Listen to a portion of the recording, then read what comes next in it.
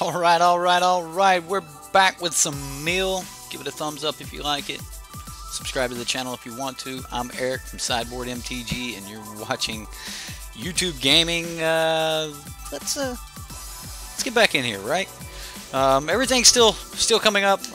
Try to restart everything as quickly as possible. Looks like we're doing much better on frames here, so should be alright here in just a moment. We'll see. Hopefully everything will be alright. So let's let this load, and then we'll go from there. Alright. I just realized this is going to be the beginning of a video now, right? Yeah. Okay. Play lobby. This first deck here, I'll go back over it really quick for those that watch this in the future. It's pretty straightforward. It's a Godfarer's Gift deck, but instead of using Angel of Invention, we're using a 2-card combo.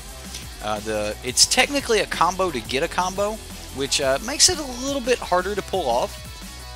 So you want to use the first combo of getting Godfarer's Gift in your graveyard, and then the second combo is one of the cards that you want to get in the graveyard is your fish, your Fleet Swallower. And Fleet Swallower says that when it enters when it attacks, your opponent will mill the top half of their library rounded up. Now, if you have a Fraying Sanity on the battlefield, you will be able to mill the other half of their library at the beginning of your end step, and then you'll pass turn to them, and they won't have anything. So, how do you accept all the traded cards at once? Okay, so you're going to select one card, and then you're going to hit Control A, and that'll highlight all of the cards. Now, whatever cards you selected, select any other card and drag them down. Right? Don't try to drag, like say you have Glacial Fortress and then a whole bunch of other stuff.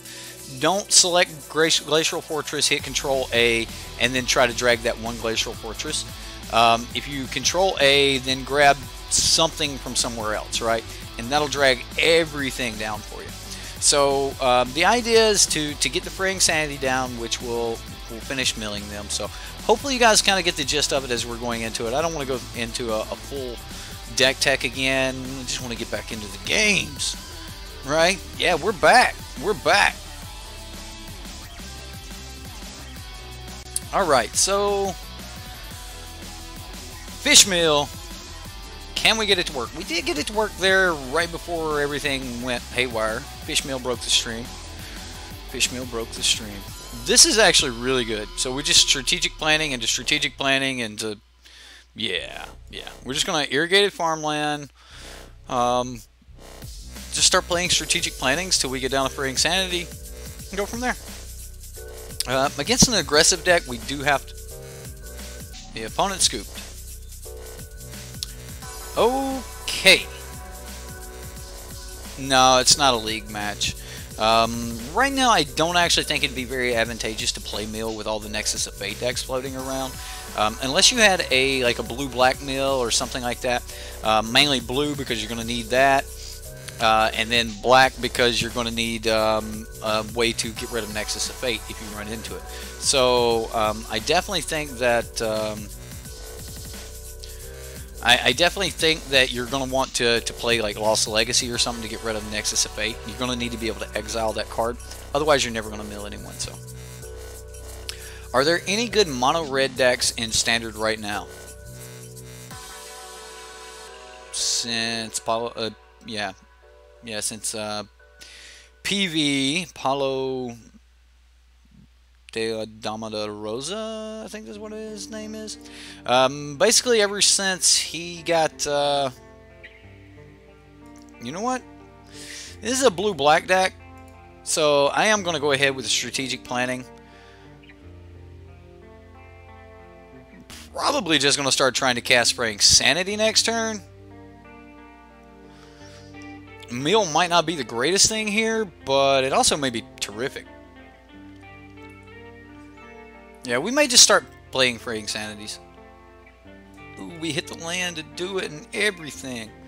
Yeah, so we'll just see if he can counter it. If he can't counter it, it'll sit there. It's controlled. It's Grixis, so yeah, Paulo Vitor Damada Rosa. What a got me with the syncopate. Yeah, that's a syncopate.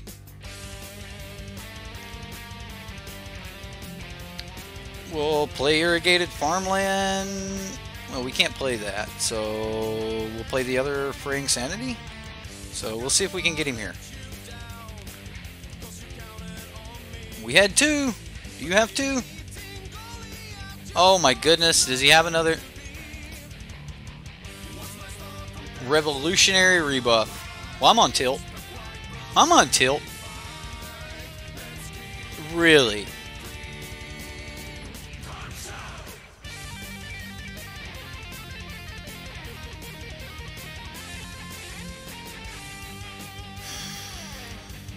Okay. There's a cat. Here's a cat. Like, Magic Online's not even pulling my art right now. This is great. This is just great. Mono Red Wizards, Gutter Snipe Burn, Standard. Yeah, Mono Red Wizards is probably your cheapest bet. If you're just looking for a cheap deck, that's probably where you want to be. Fatal Push. You got it, dude. You got it, man. Like, you just got everything. Revolutionary rebuff main board. Like, it's just... That tilted me. I am so on tilt over that. I'm gonna keep the Fraying Sanity. We'll attack and pass.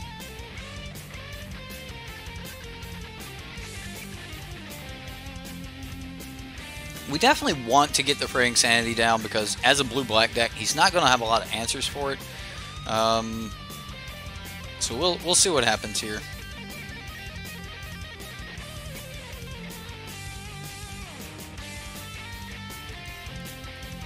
I mean, swinging for 2 is not bad. No art anywhere, guys. Like, just no art. This is just Magic at its finest, right? We're going to try one more time. If nothing else, we'll continue to pull counters out of his hand. This is a Supreme Will. Okay. Okay. So, he's going to the Scarab God or something, and it's going to be the end of the game. Counter, counter, counter, kill. Scarab God, pass. Game. Hope of Gyre-Pier. Okay. Well, we will play land. I am going to attempt the Champion of Wits pre-combat.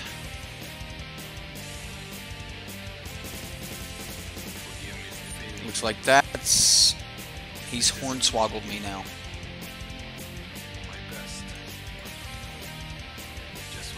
Good old hornswoggle.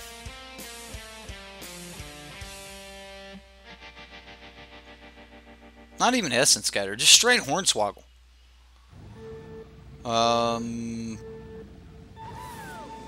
Sure, dude. You gonna sack it? He sacked it. Cool. Can't refurbish this turn. We only play creature spells. So now he plays what? The Scarab God? Teferi. Alright. He'll draw a card. Teferi will untap some stuff, so yeah. Champion of Wits, what a perfect top deck. So let's see what we can do. Maybe we get somewhere. 1, 2, 3, 4, 5. We really need some lands. Cast out's going to be good. And get rid of... Getting rid of the refurbish. I'm keeping the land.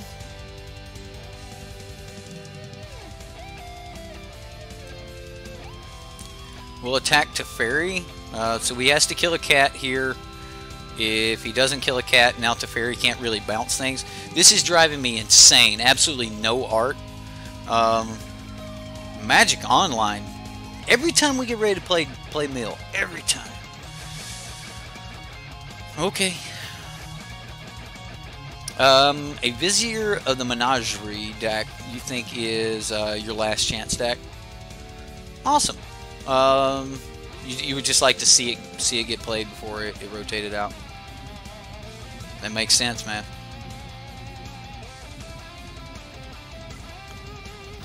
Well, I think we cast out the Scarab God here.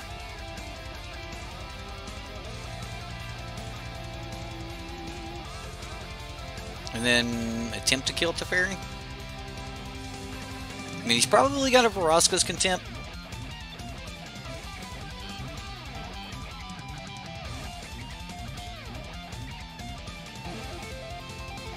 Let's see what we draw.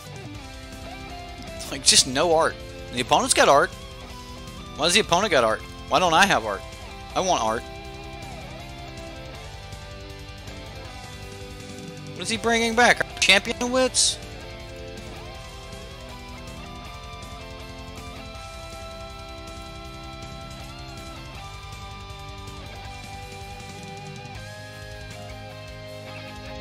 So we'll get the Scarab God. He can have a Champion of Wits.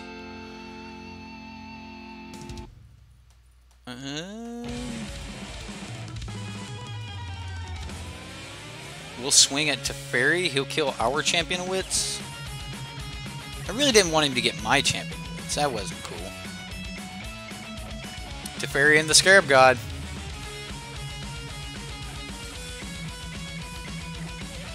Right, Mill's just a curse strategy. Like, what is going on? Like, I still don't have art.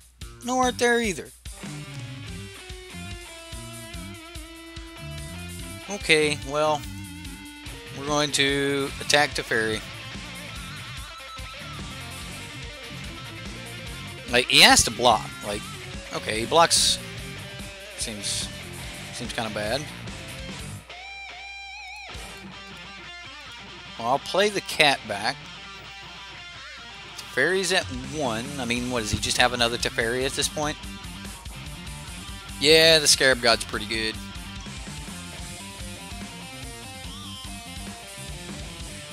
I think I need to, like, uninstall, reinstall Magic Online.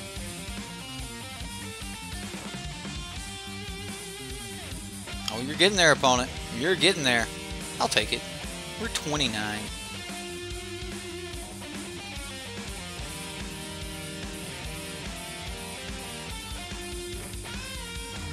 Urza's Ruinous Blast.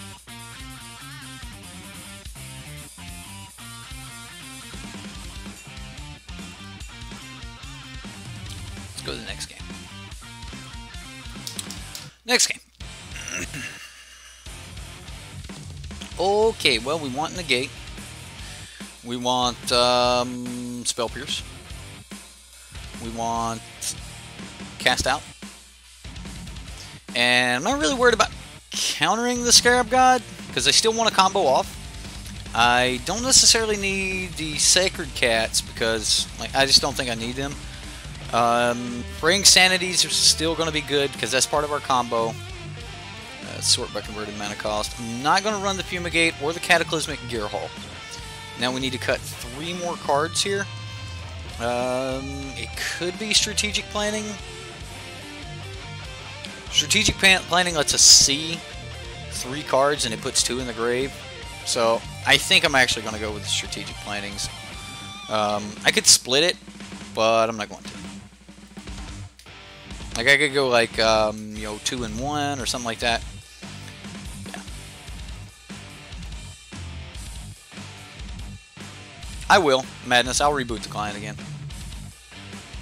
Because this no land thing is driving me insane. Alright, this looks really, really good. We're a Champion of Wits from throwing some stuff away. I mean, we don't have, like, just this awesome combo or nothing, but I don't need the white land right now, so I'm going to turn 1 Minister and then put him on having to... Nah, I'm not worried about Settle here.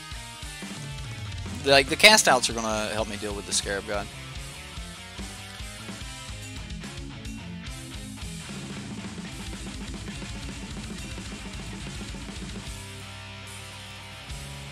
I'll strategic planning. We'll look for something like that. And now I'm just going to pass. We'll mill ourselves at the end of his turn, or in response to anything. Like, does he try to kill this here? Glint Sleeve Siphoner. We'll just go ahead and mill ourselves. We've got Chart of Course. We milled a Refurbish. Still no God Pharaoh's Gift. He's tapped out, so I mean we have our opportunity here. I'm actually gonna mill him. Oh man, we got a Syncopate, a Karn, and a Hope of Gyre-Pier. Another Hope of Gyre-Pier, a Dovin Bond. Seems good. Seems really good.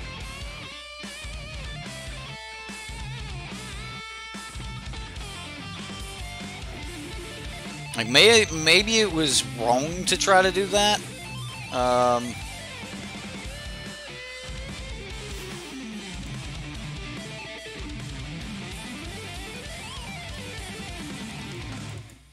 We'll get down another Fraying Sanity and see if we can just, like, dig in for the late game. Nah, man. Nah. Not even.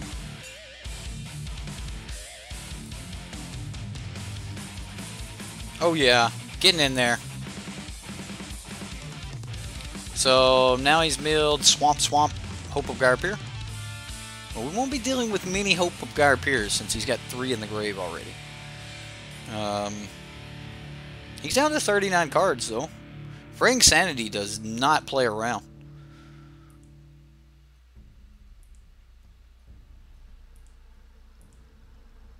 Like, that's a lot of mill really quick.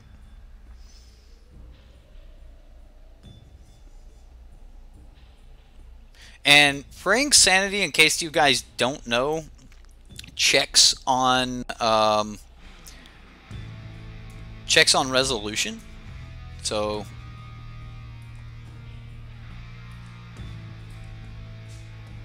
oh yeah. If this resolves, you fight well in the old style, but you've caused me enough trouble. Now you face the Shredder. okay, he's doing it before my energy. Okay. So now 2 cards have went. Now 2 more will go. Yeah.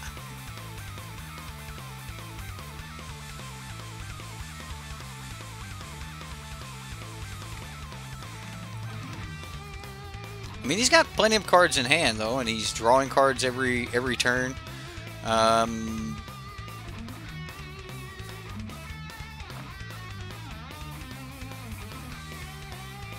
Here's a Fatal Push.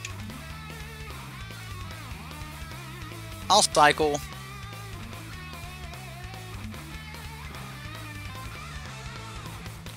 Do we get another Fraying Sanity here? Sure. Just triple Fraying Sanity. Why not?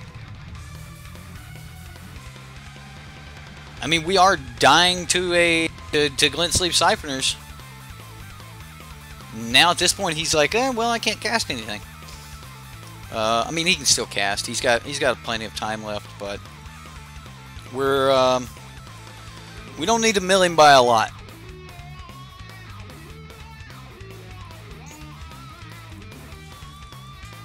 I do need to deal with these Siphoners. Definitely need to deal with these Siphoners. Come on, Fraying Sanity. Well, he's not going to, like, play anything. Like, he might try to go for Teferi or something, but I kind of doubt it. I mean, this would be a good time for it. No God Pharaoh's Gift, no anything. Like, we're just kind of sitting back on Fraying Sanity at this point. So if he plays 1 card, then we'll mill 1, then we'll mill 2, then we'll mill 4. So 6, 7, 8. So if he spends, like, if he puts 1 card in the graveyard, that 1 card will equate to 8 cards in the graveyard, which is pretty cool. What's up, Rush? How you doing? Right, Ipni Rivulet off the top. Would that be enough? So we would put 4, and then the next one would be 4, then that would be 8. So it'd be 12, 16. The next one would be 16, which would be 32 total. Yeah, Ipni Rivulet off the top would actually win the game. Double negate. Pass. So now he actually just doesn't have to play anything. He's just going to sit back, take 2 turns, and kill us with Glint Sleeve Siphoners. That's what I would do. I wouldn't cast anything. I would just be like, you've got to deal with my Glint Sleeves.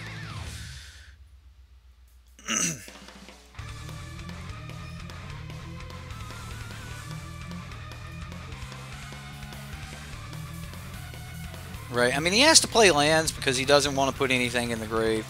But I don't think he even adds, I don't think he has any reason to add anything else to the board here. Which is going to result in doom for us. Ipni Rivulet. Ipni Rivulet. Come on. Alright. Well, that's game. I'm sorry we didn't get the fish mill to go off. I really am. Let's go take a look at the deck really quick. How come we have... What? How come I have art? Okay, I don't have all my art. Anyway, I like the deck. I think the deck's actually really cool. I think it's a really good take on God Pharaoh's Gift. But as far as God Pharaoh's Gift goes, I do want to be clear that I feel it's a lot like the Whales deck back when Aetherflux, not Aetherflux. What was the thing that got banned that would cast Ulamogs? Wasn't the Reservoir. Aether something. It would look at the top. You'd spend six energy, look at the top 6 cards or something in your library, and put a permanent onto the battlefield. Back when we were playing Teamer and the 4-color decks back then, that card was actually that was a really good card. But there was a better plan in standard. You could Aetherworks Marvel, absolutely Aetherworks Marvel. Thank you, Catherine. Aetherworks Marvel was a great deck, and people would just play Ulamogs on it. And this deck's kind of like that. There was a whale deck that could create whale after whale, and you would just be able to trigger Aetherworks Marvel 6 or 7 times per turn. And it was absolutely terrific. The deck was phenomenal. But there was a better Aetherworks Marvel deck in the format. And the better Aetherworks Marvel was just, bam, turn 4 Ulamog. Now what? Which just happened to be better. And I personally think that the Fleet Swallower deck, even though it's extremely powerful, there just happens to be a better refurbished God Pharaoh's Gift deck in the format. And that's using the Angel of Inventions and things. The backbone of these 2 decks are still very, very similar. I think that you could, trade most of the cards out and just kind of have that flex there. I really like the Fleet Swallower idea, and I'm very sorry that we didn't get it to fire off more than we did. But we're going to restart Magic Online one more time here. Pray this works.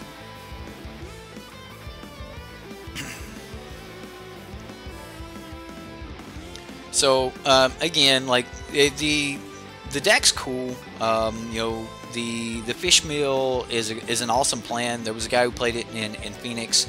Shout out to David if you happen to see this. But there was a guy who played the Fleet Swallower in his deck, and then we got to testing around with him, and we put some Angel of Inventions in his deck, and then all of a sudden he's like, yeah, just killing them is pretty good. So yeah. Broke MTGO. It's a little late to be breaking MTGO. I think MTGO was broke a long time ago. Yeah, I don't know. Do you think a business would do something along the lines of make one client worse so that everyone would try to play a different client? I don't think they would do that. They would be giving up on modern and legacy and vintage and all those things. How many mill decks tonight? We've got 3 more. We've got 3 more. Just now getting through the first one. We got it to go off once, but that was in the other game, and then like close the stream down, you know, that sort of thing. Black Mana Battery, Mr. Tig, if you're out there, hi. iPhone. Okay.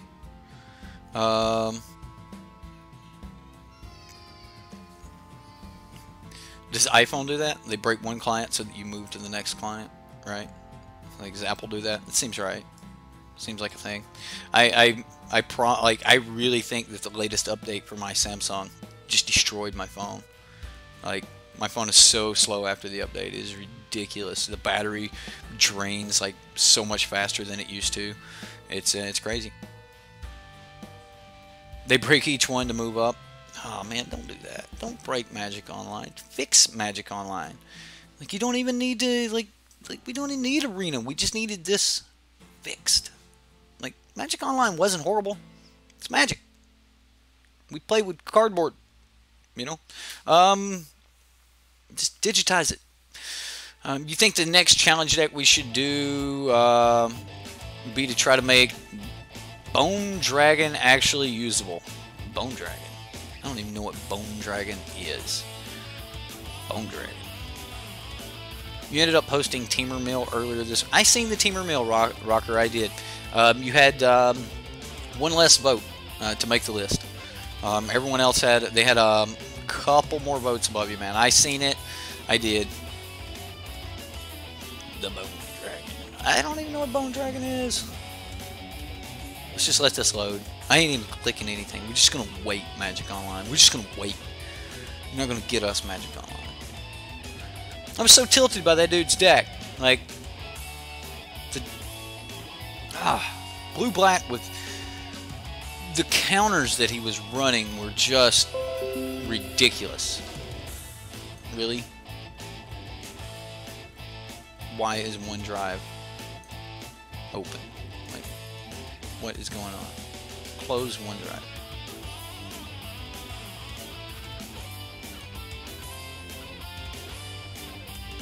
Jeez, close that. All right. So that was Fish Mill. We're gonna jump into Zaxadillo's Control Mill now.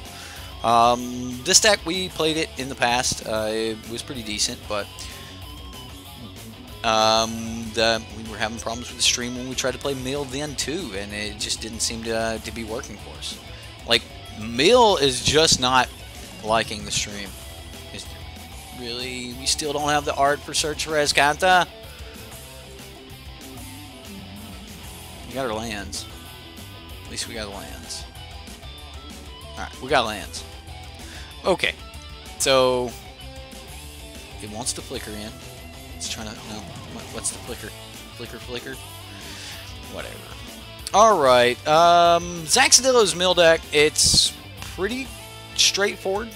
We're going to control the situation, control the game as much as possible.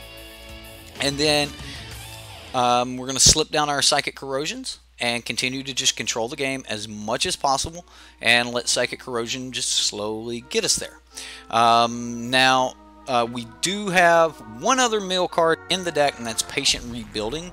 Now, this one's actually just going to give us a little bit of value. This is not something we're looking at just slamming on turn 5, although that's not a horrible thing to do if we think that we can get away with it. But for the most part, this is a Teferi control deck. I would like to see a couple more Teferis in the deck, but it's a Teferi control deck. We can do some crazy things like Psychic Corrosion and then pull from tomorrow and, you know, mill most of the opponent's deck, things like that. Now, in the sideboard, we've got a couple answers here. Sorcerer's Spyglass, Invoke the Divine. I think this is probably the wrong card, Zax. I think you need to be running, not the one that gains life, but I think you need to be running the one Forsake the Worldly, because it exiles.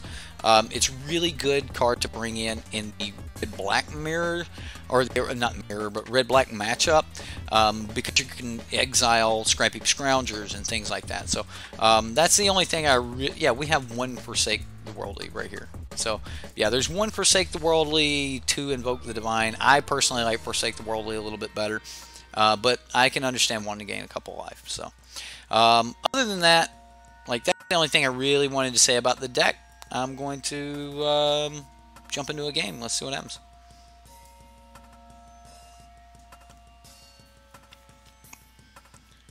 Add 1 Mountain and a Fling. Remember to disallow the Gaia's Blessing or Nexus of Fate trigger if it's milled. There's no trigger on Nexus of Fate. It's a replacement effect, not a trigger. Oh my god. Well, we got a little bit of control. We've got to search for Escanta. We're actually okay here. I mean, we're coming in tapped. I'm not fond of that, but I'll keep it. Just because we've got, you know, some bounce, we've got a seal away. We can worry about this later. Let's go ahead and play our tapped land. Desert of the True is going to enter tap, so.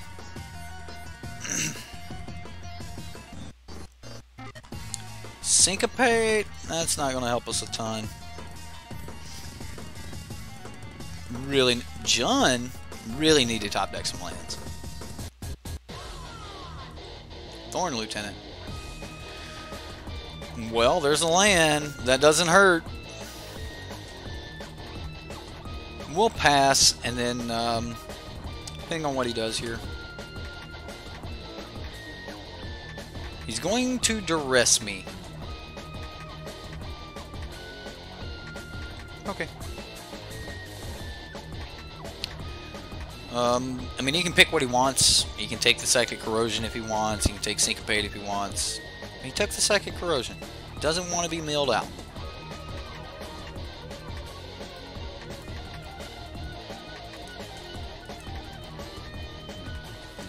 I think he's got another 2-drop. I'll take the 2 points of damage. He did not. Alright. Well, we'll give him his 1. His 1/1. We get more land. It's pretty sweet. So I kind of want to just get this search for Escanta down, and then we'll just kind of live off the Syncopate in the blink of an eye. Mainboard Duress.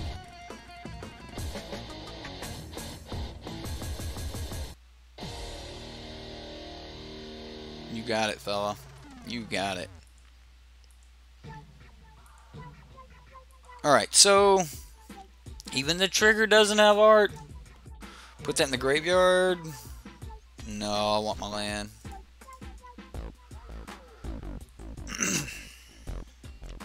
And then we'll just pass.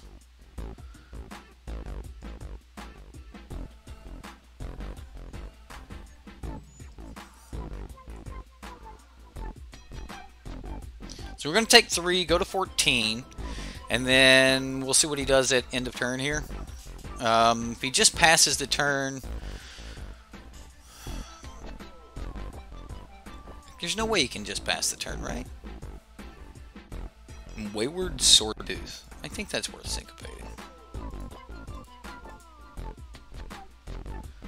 Syncopate for 2.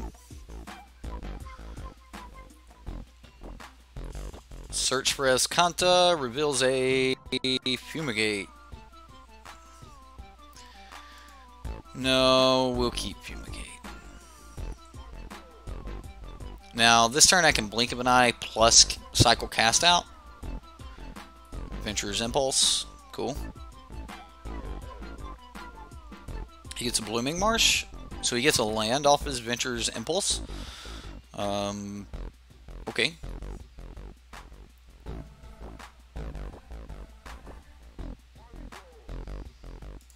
I'm going to cast this with a kicker. He doesn't have green mana this turn, so we'll wait.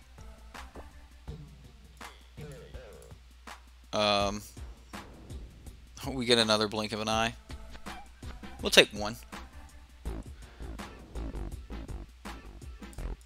I'll cycle the cast out. Oh wait, I can't cast it. I want to cycle it. And we get another land, which is perfect. Teferi. Oh, come on, let's find Teferi now. Ipnu Rivulet. Put that in the grave. Gideon. Okay. So now we can play Gideon and make him hopefully commit a little bit more to the battlefield. Prevent all damage that dude will do. So we'll stop a dude.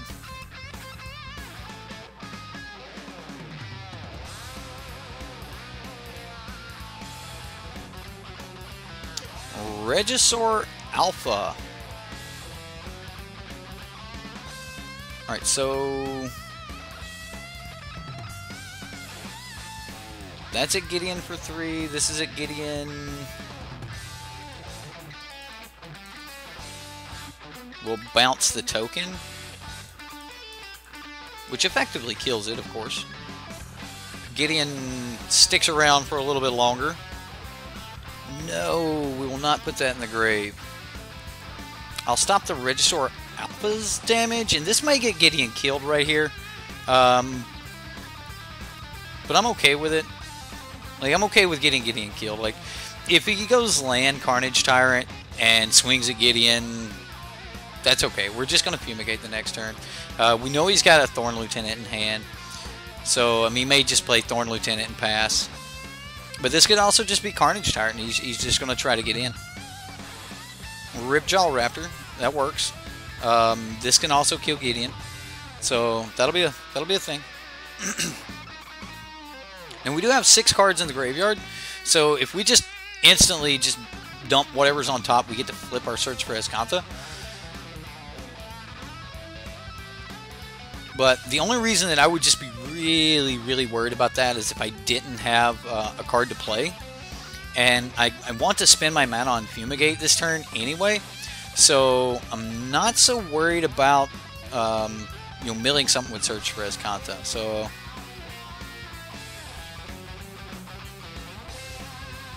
we're gonna...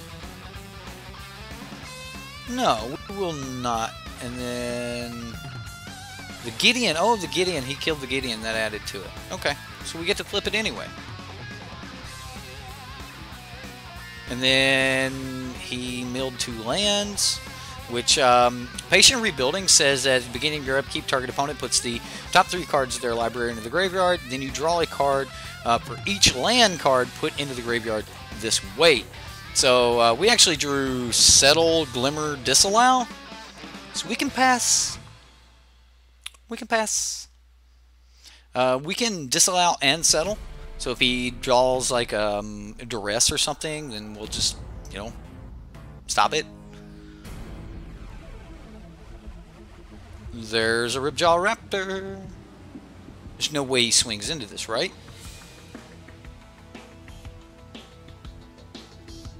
Just turn it all sideways, dude. You know you wanna.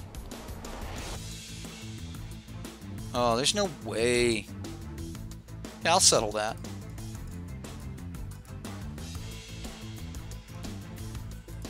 Definitely enough to make me want to settle.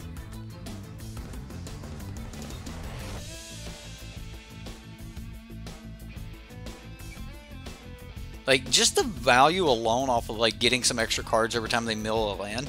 Now, it has to come from this mill trigger, but, oh man, it's so great. Now, settling does thin his deck of land, so he's less likely to mill a land, but yeah. He's playing around it too much. Yeah, he's playing around a lot of things way too much. But that's okay. Let him play.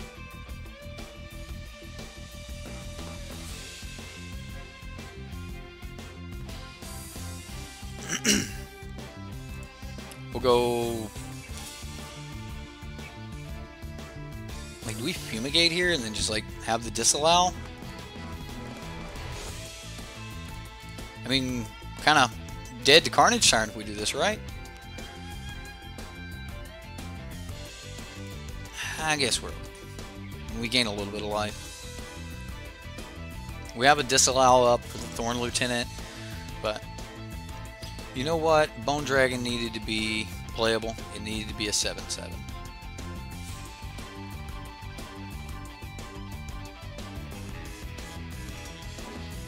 Oh no! If this is a Regisaur Alpha, we kind of have to counter it. If it's a Carnage Tyrant, then we're in some trouble. Durgaz?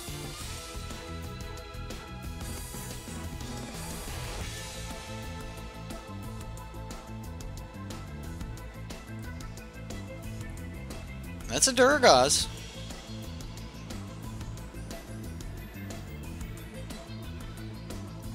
I mean, we take 9 here if he's got the Blooming Marsh.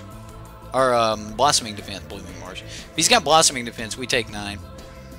But if he doesn't...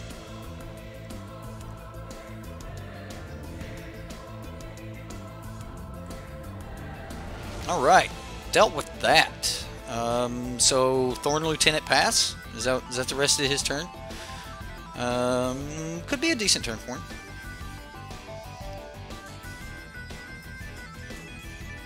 I mean, Thorn Lieutenant will be really good with all of his mana, but I mean, if he spends 6 mana next turn, I may disallow the ability. I don't know. We do want to keep controlling him here and just let our patient rebuilding patiently destroy him. Okay, well, nothing I can do on this turn, so I don't even think there's anything I need to be digging into. Maybe search for Escante here before combat, see what we can do. He scoops. He just scooped. Okay. Okay. Authority of the Consuls is really, really good. Essence Scatter is good. Disallow is good. Cast Out, Fumigate. All these things are great. I think I can drop a little bit of my draw. Like, taking out Glimmer is probably just horrible. I'm just going to cut down on a few things. We'll cut down 1 Disallow. I'll keep the Syncopates. I want to keep 1 Pull from Tomorrow. Glimmer is great. I don't want to like cut down on too much draw, but I also don't want to take the Settles out. I don't want to take the Fumigates out. Not against a creature deck. So, to be fair, he wasn't going to win there. No, he was not. The game was already over. Blue-white control is just not something he wants to deal with. No, it's not. And patient rebuilding, we get to see the value of that thing. Like, we just lands constantly. Has that been your experience with it, Zaxxillo? I know you've been playing a lot more than most. Syncopate is the first thing you cut when you're on the draw. Okay. So we cut Syncopate and we keep Glimmer and...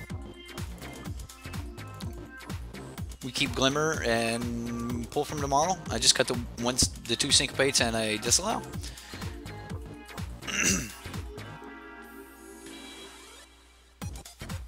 Omea, Wamo, Shindora? What? Oh man, I have no clue what you said.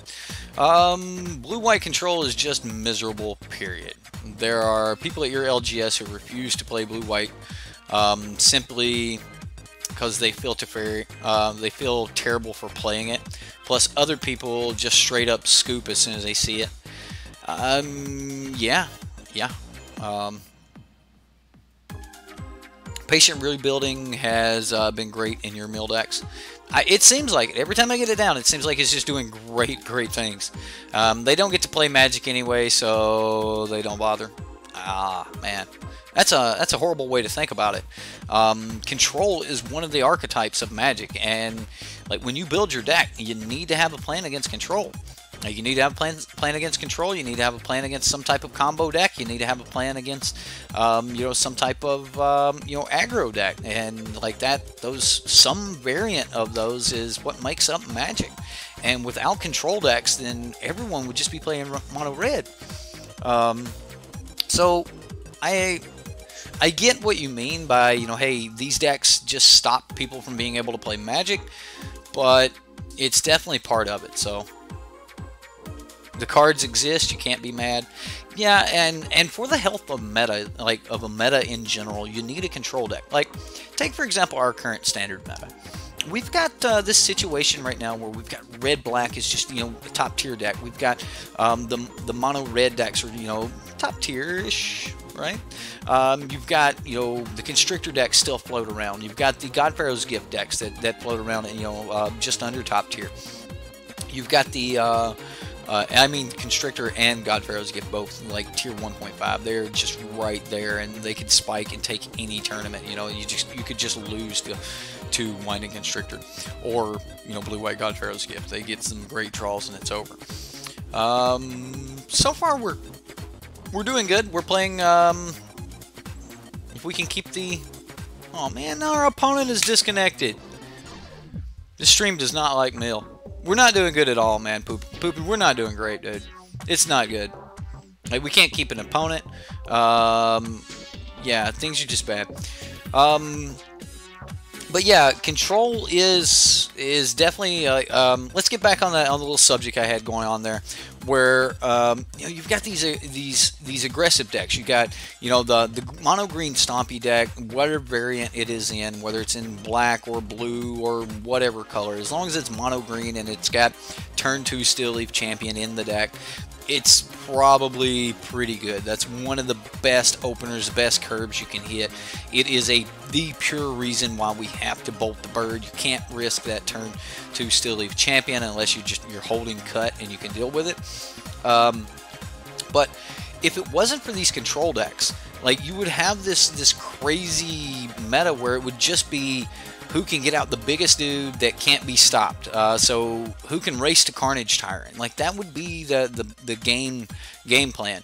Even when we play decks like Ramp, a lot of the times, unless you're using Creature Ramp, a lot of times even when you're playing Ramp, you're still just playing some version of Control.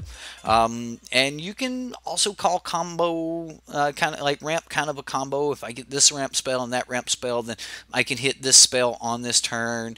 And like, it's like curve combo. Like, if I hit this and this, I can have like this ultimate curve, and that's cool.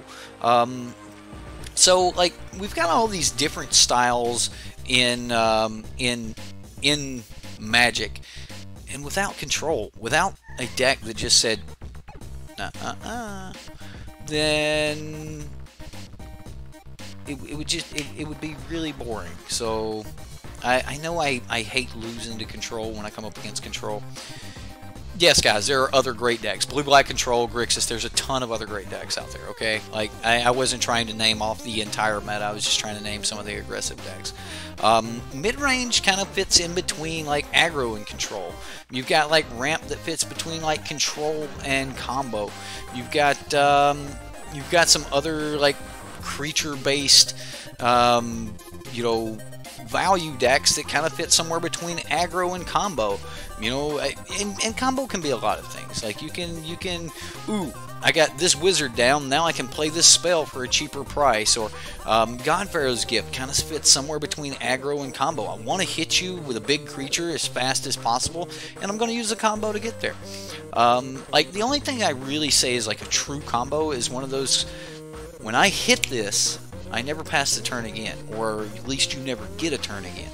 And we're even starting to get that with the Nexus of Fate decks and things like that. So, Brandon Hall says, I agree, any real good deck has some level of control. Zach Stillo says, then Blue-Red Mill is the best mill for you, James Carr. UB is way more popular at your LGS. Or Grixis. So a lot of people basically had the blue-black cards, so now Grixis is just like a thing, right? That's definitely a thing. Control is important to the game. It is, absolutely it is.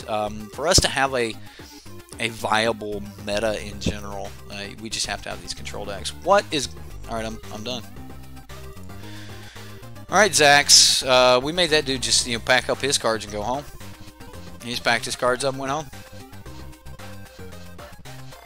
You're working on a combo deck right now. If you post your ideas to the Reddit, will you guys take a look?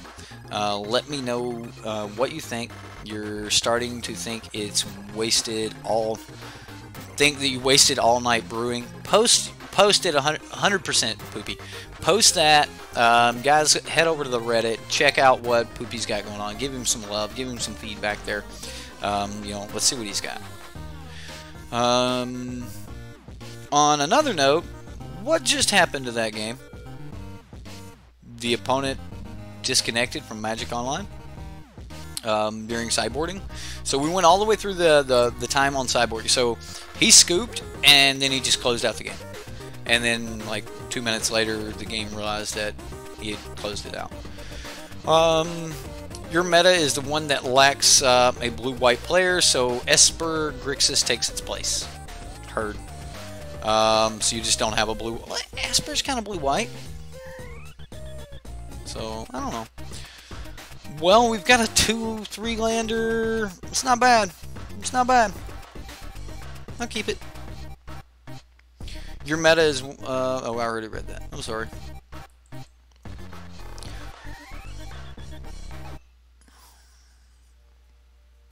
Well, we've got us a mirror going here, ladies and gentlemen. The mirror is a going. Maybe I should have cycled that, but I just want to keep hitting land drops. I want to hit more of mine than he hits of his, which may not be possible. He probably going to need to search for his Kanto right here, which we couldn't have stopped anyway. So, yeah. I can sandbag the scavenger grounds, though. Maybe we can do something with that. Like, do we play Teferi on, like, turn 5? Like, just ram it out? I don't think we do. Like, I don't think we can. I think we gotta wait till, like, turn 8 and try to, like, hold up disallow to get it out.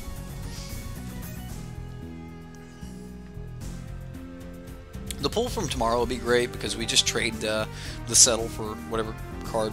Never mind. It's a Godpharaoh's gift deck. Yeah, that's what I'm talking about.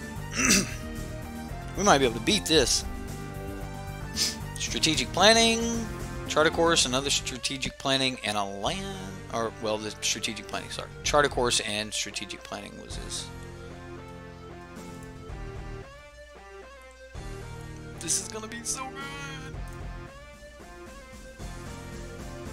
We just need him to become a little bit more vested. Like, honestly, if he refurbished right now, if he just played land refurbish, I'd let it hit.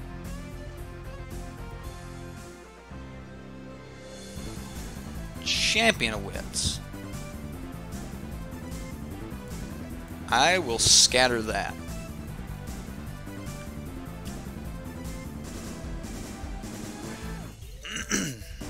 Glacial Fortress. We're only one turn off of being able to play this Teferi.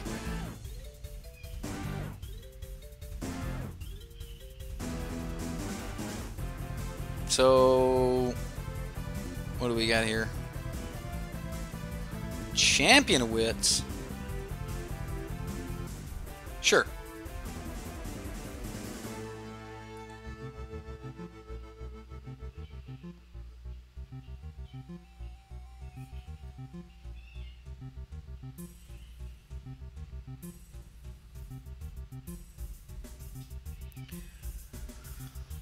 So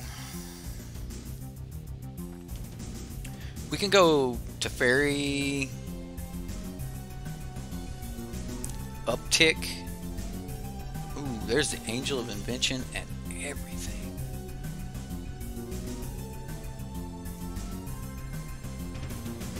Alright, so I'm gonna play the Scavenger Grounds. 1, 2, 3, 4, 5. I'll untap 2. Yeah. Now, if he has a counter here, then just did.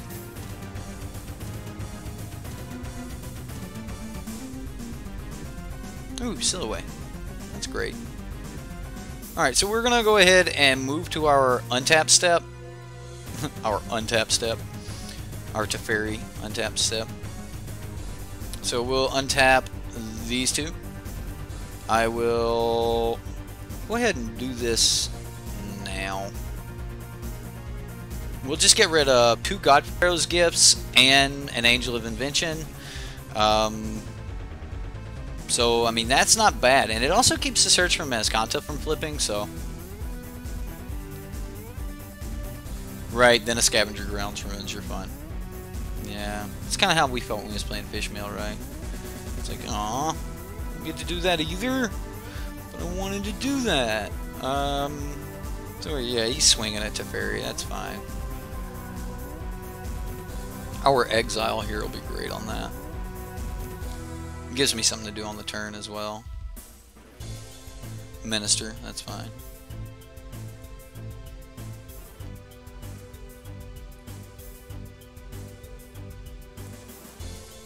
So we'll just draw another card. Ooh, Patient Rebuilding. I think I got to play that.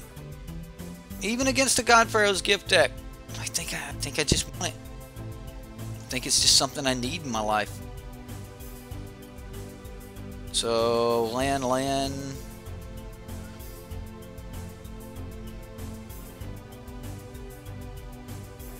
I mean, we could seal away.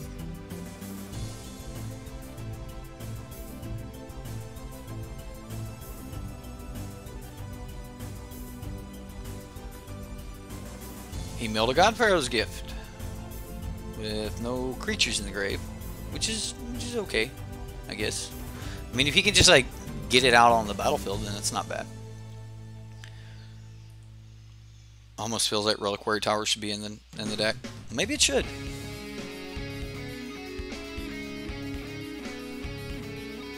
Add to Fairy. Add to Fairy.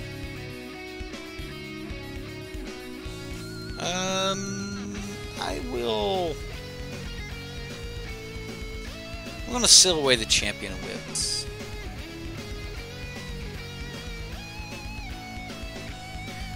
Maybe he has a counter for it, but I definitely want to get this Champion of Wits here.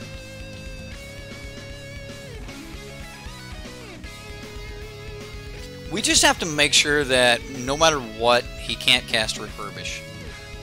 So definitely have to hold him off of Refurbish. Alright, he milled an Angel of Invention, which is perfect for him. And we will draw a card. There's an Ibn Rivulet. We may just help him more than he wants.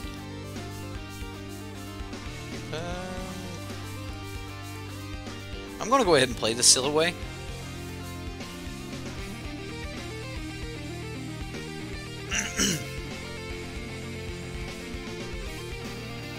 And then we'll untap these two. And now we're holding up Settle the Wreckage, Disallow. We can actually disallow and settle. So if he wants to God Pharaoh's Gift, bring back the Angel of Invention. It's not exactly what we want to see, but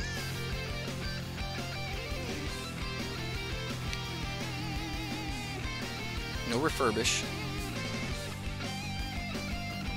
I will pull from tomorrow for as much as I can. Done. So pull for 5.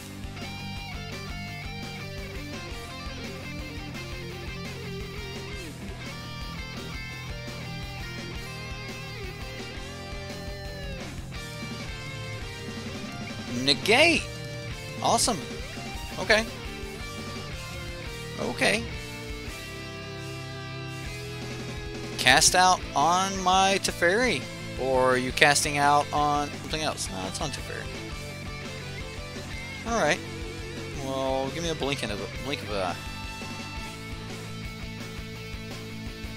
eye. We hit Sunscourge Champion, another Angel of Invention,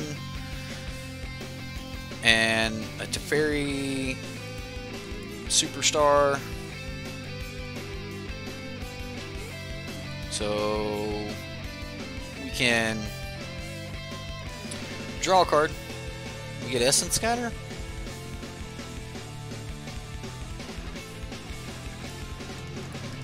We'll untap our multicolored lands, and pass. Your phone is charged. You can talk again. Been watching on your big screen. Nice, Justin. I used to do that a lot. And just pull it up on the big screen. Can't chat as much, but you know, it's a thing.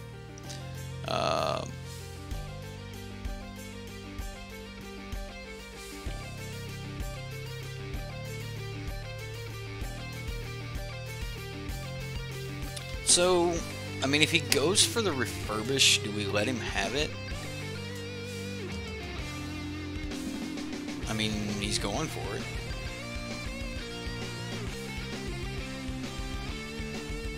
He's got the mana to do it twice. Sure. You can have it.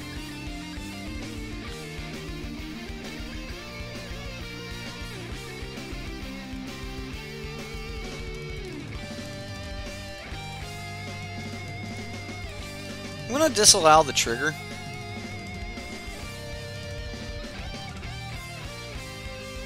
And we'll buy a little bit more time. 1, 2, 3, 4, 5, 6, 7, 8. So we'll mill him some more. You get chart of course. Oh yeah. Got a bunch of stuff going on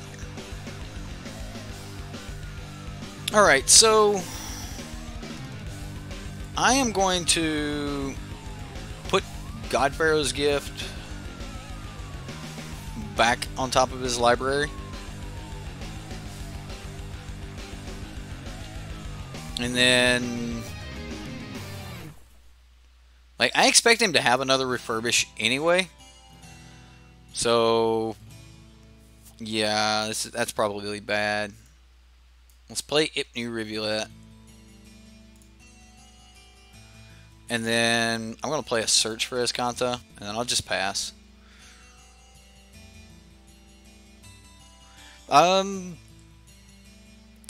Like, just putting his God Pharaoh's Gift away doesn't seem great. I mean, I could Ipnu Rivulet and mill it.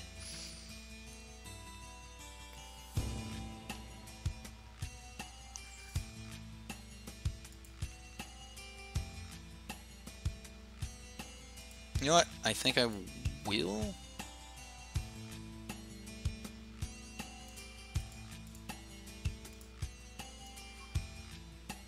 So, I mean, he can't just grab it and play it. So now he has to have another refurbish to get it.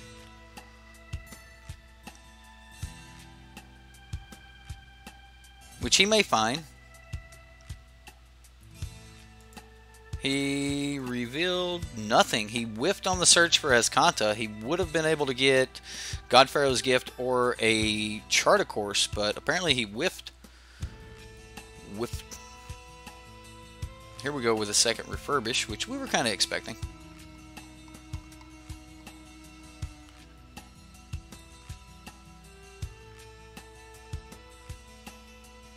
Mill against a God Pharaoh's Gift deck. Fraying Sanity would have been sweet. Fraying Sanity would have been super sweet against a God Pharaoh's Gift deck. You just pause me on the phone and watching big screen and chat on the phone. Technology. You're so clever. Your phone is... Yeah. Didn't even go for the Angel. We'll keep digging, opponent. Keep digging.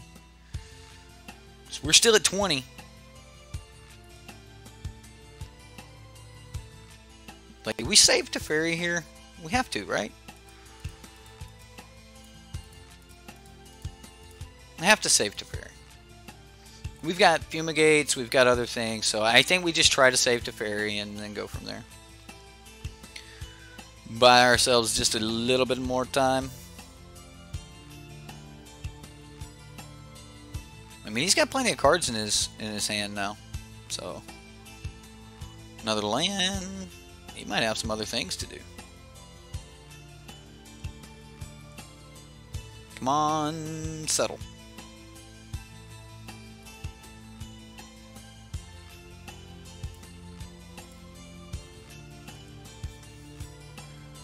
Search for Escanta. No, we will not put that in the graveyard. He mills. How many land do we hit? He hit 2 lands, so we drew 2 cards. Because that's cool. It's super cool. It's so cool. We'll draw a card. It's another land. Okay, well.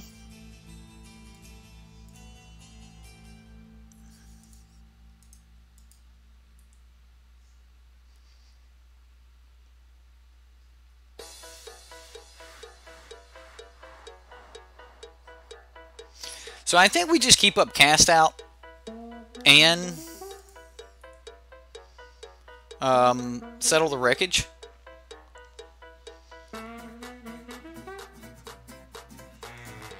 Yeah, I think that's the plan. Is just keep up cast out and settle the wreckage.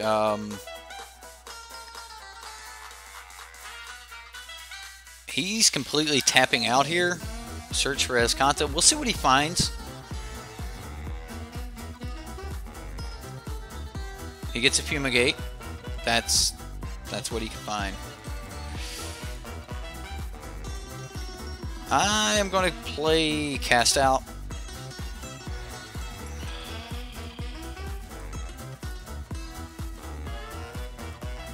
There we go. Oh, I have 1 extra floating already. I messed that up. And I'm just going to grab the God Pharaoh's Gift. And then we'll pass. So, yeah, I had 1 floating, and so I used 1 more than I should have. I should have 1 more land untapped right now. I don't think it would have mattered for a lot, but it would allow us to settle and Essence Scatter, so it could matter. This deck could use the Mind Stone for mana sink. Millstone? Oh man, it could use something. Just something to. I don't know if it even needs it though. Really, I mean. Sure, you got her. I mean, I could have countered it.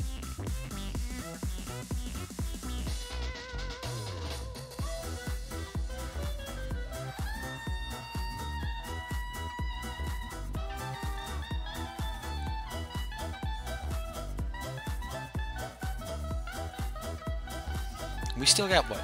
4 Fumigates in this deck? Zaxdilla, there's 4 Fumigates in this deck, right?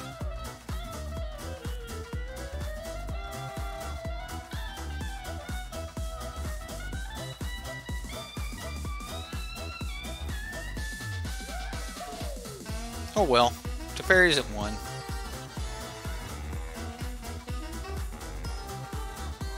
We're getting really close to milling him out, guys. Really, really close.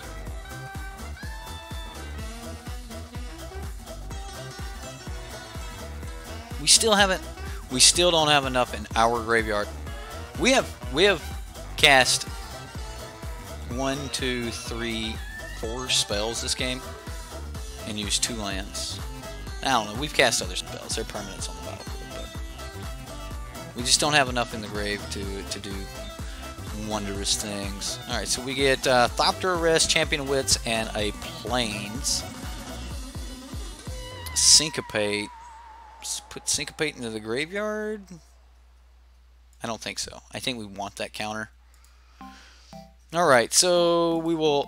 Up to Fairy, we're going to draw another card.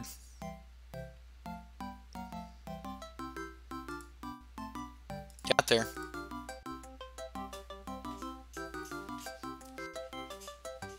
Got him.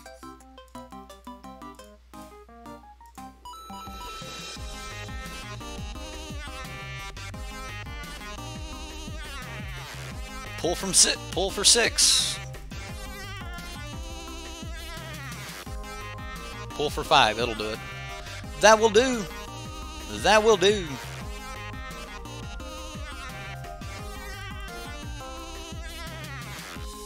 We'll discard this. Yeah, sure. Milled ya. So that's a thing. Authority of the Consuls is terrific here. Fumigate's good, but I actually would rather have Settle. Gideon's Intervention's good. You can call Angel of Invention. They can't do much. I do like the ways to destroy. I'm going to get rid of Essence Scatter.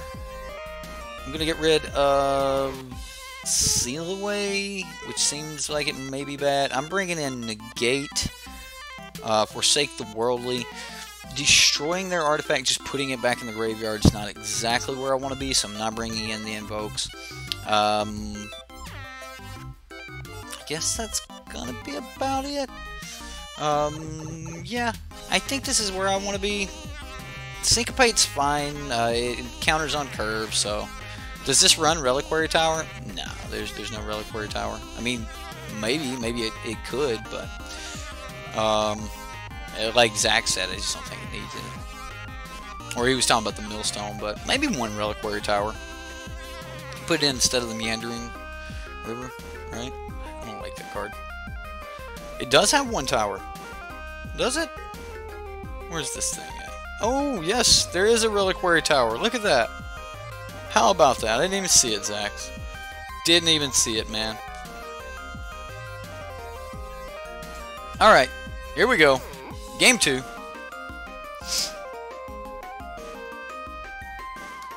Okay, Authority is going to be great.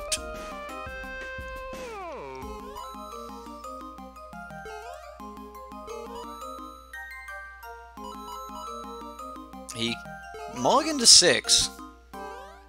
Avery 6-1. Good luck, buddy. Irrigated farmland for the opponent. Alright, so we effectively stopped their haste. So now even if he gets like a turn 4 Angel, it's no longer hasted. Search for his content.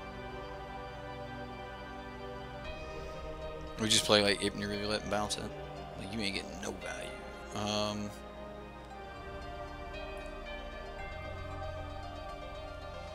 Yeah, I'll just play the Hypno. Pass.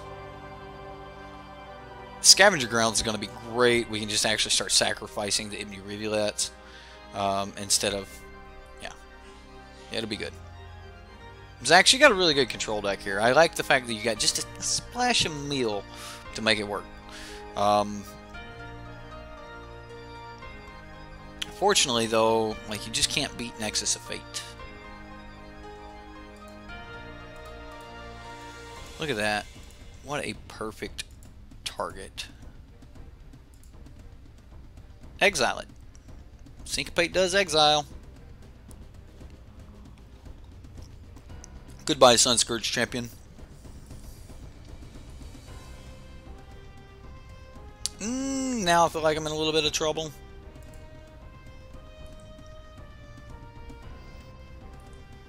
I mean, he ain't got a lot going on right now. It's not like he's going to, like, refurbish a God Pharaoh's gift that he does. Alright. Alright, opponent. You got me. Really want to make it through another turn or two here to start getting some of these glimmers off.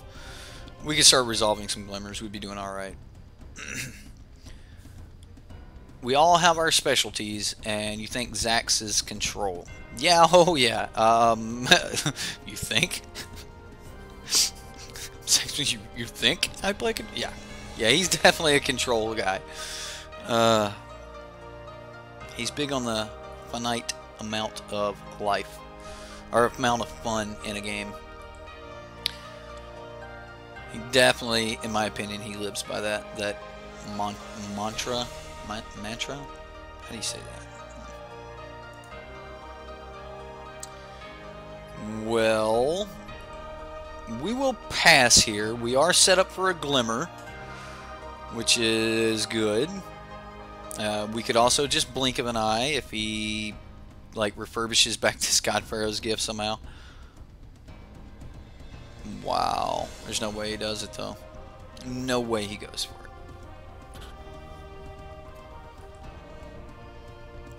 If we can at all make it through this turn, I just want to glimmer. Like, he's going to have to do something serious to make me not glimmer here. I mean, he might do it, but I really just want a Glimmer.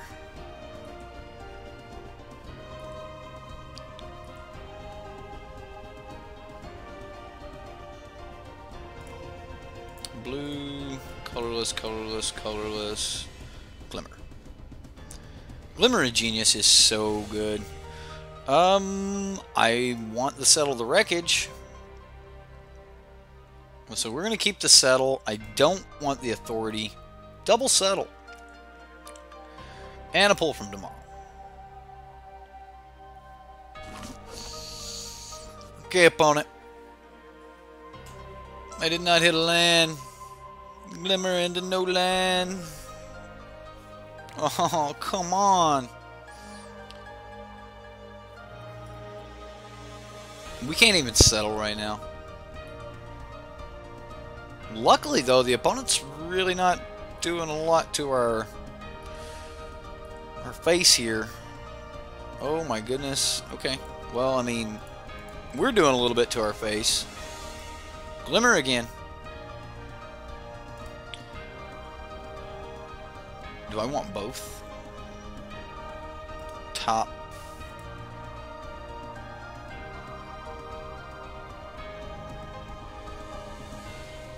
I'm going to bottom it.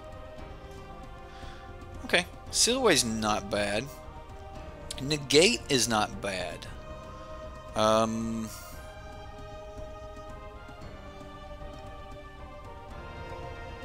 Yeah, we can just pass turn here. And I think we just go for the seal away.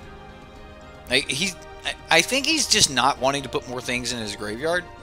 Right? The settles should do the trick. What do we get rid of? Blink of an eye? Get rid of pull from tomorrow. The card value from Glimmer. We just had all the draw spells, right? Yeah, I just don't think I want to get rid of Settle right now.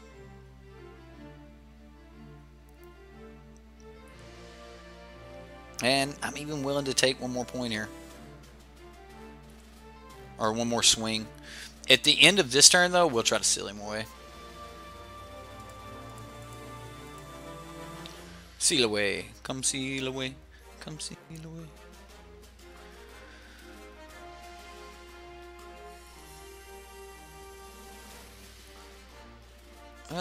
There's a disallow.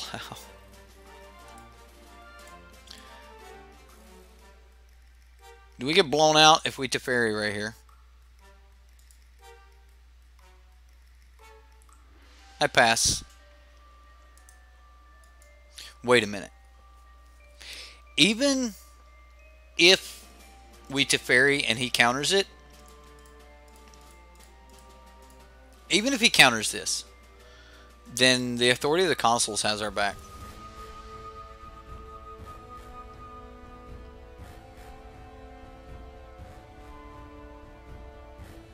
You disallow the ability. Cast out the Teferi. Seems okay. Sure.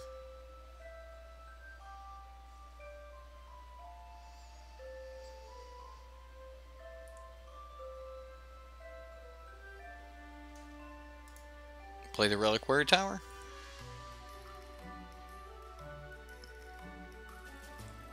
Now I gotta untap double blue. So, but Reliquary Tower is nice. Now we can just have all the cards we want.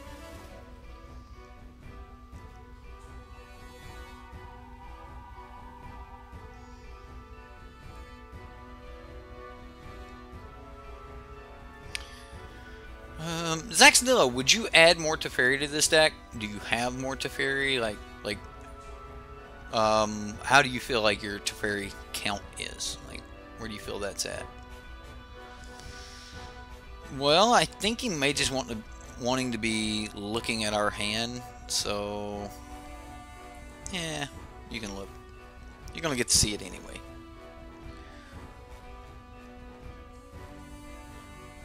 We don't have anything with an activated ability here. Honestly, we can just sit back and chill on this. You don't know if it needs more Teferi. Understood. What's up, Beast Mode? How you doing, sir? We're just playing some mill decks. We played with some with a Fraying Sanity, and you think a 1-of Fraying Sanity needs to be in here, but only a 1-of. It just doesn't need it.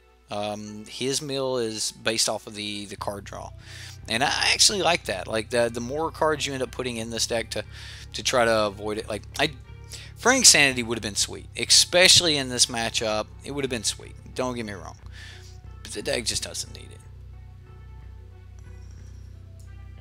He chose Scavenger Grounds, and I top decked at the Teferi.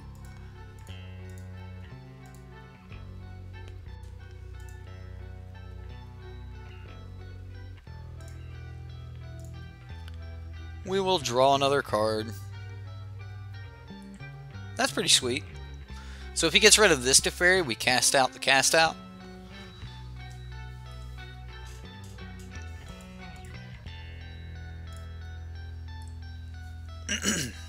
Still hurting on the land. This deck is very depressing to play against those Zacks. Definitely.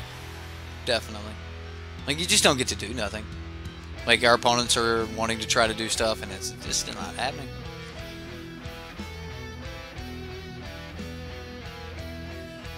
He just speeds things up.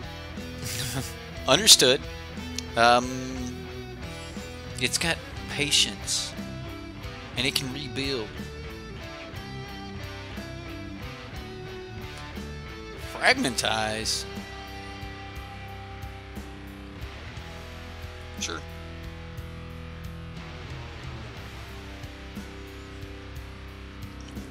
I mean, if he wants to fragmentize that instead of like Authority of the Console, so he can like start. Yeah, I don't. Oh yeah, I'm definitely okay with all of this.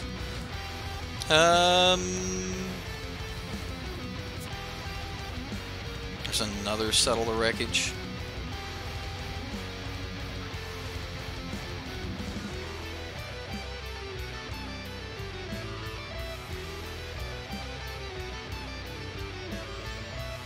I want to kill this guy with a Teferi emblem. How do we make sure that that happens?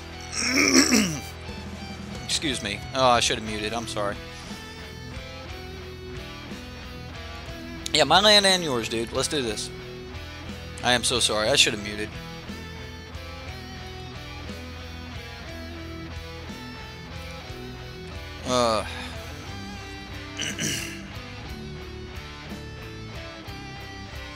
Not saying this to be rude or mean.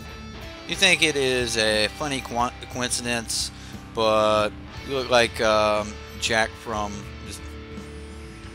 I get called that a lot. I have actually heard that quite a few times.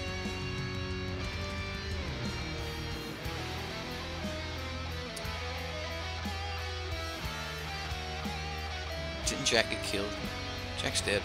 He scooped! He's like, I can't swing into the Settle the Wreckages. And he just scoops. Like, it dawned on him that it's just never going to happen. It's just not going to happen. Like, what are you going to do? Going to let me ultimate this Teferi? I don't think so.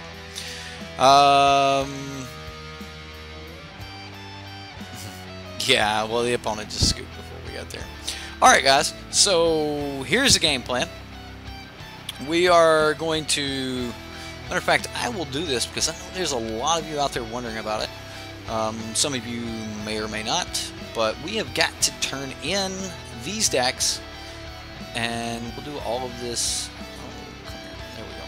So we're just going to jump over to manatraders really quick,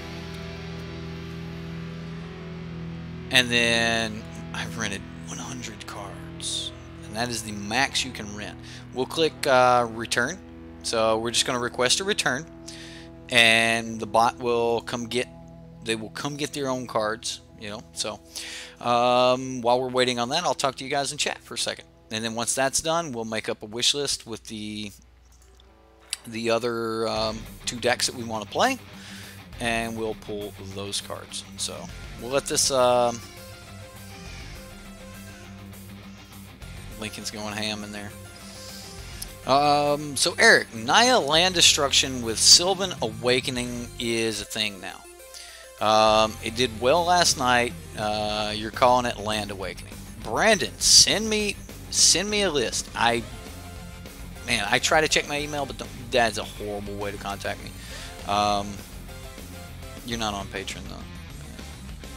Like, I check my Patreon message. Like, I always check on those guys, or try to. Put it on the Reddit. Land Awakening, right? So yeah, I want to see Thrawn Thrawn, the downfall of Thran, or Thran downfall, or something like that.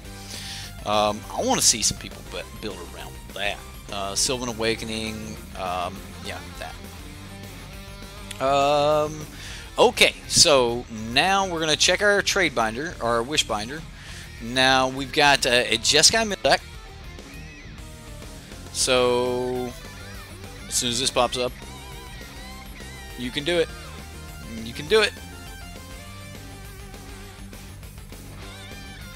I hate Magic Online. Oh, Jeskai Mill. Just sharing it because you found some really cool interactions with some token treasure stuff. Seems good. Alright, so we'll add the missing cards to our wish list. We're going to go ahead and grab Justin's as well. Add the missing cards to our wish list. Now we can jump over to our wish list. Export it. Sure. Save it. Replace that one. Jump back over to manatraders. Jump over to the deck builder. We'll just pull up the wish list and go from there. As soon as you refresh, it'll show you that, you know, they no longer have 100 cards there. So you'll see it says, oh, we currently have 0 cards rented out. So then, let's see if we can do this. Alright, so that made everything a little bit smaller, so you guys should be able to see it here on screen. We're just going to click upload. Go to upload a file. Now I've already pre-selected all my folders, so we're already in the proper folder that we need to be in, so we don't have to jump around there. So we'll just grab our wish list,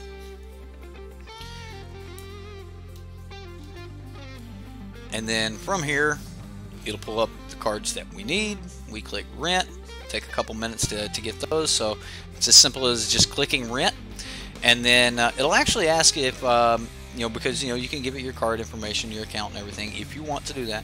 If you want to get 8 tickets, 12 tickets, or 30 tickets, these are the amounts needed to do most of the leagues and things. Friendly leagues are 8 tickets. You can buy 8 tickets at $1.10 per ticket. Now I know that's a little bit more expensive than Magic Online, but you can actually pay with your PayPal.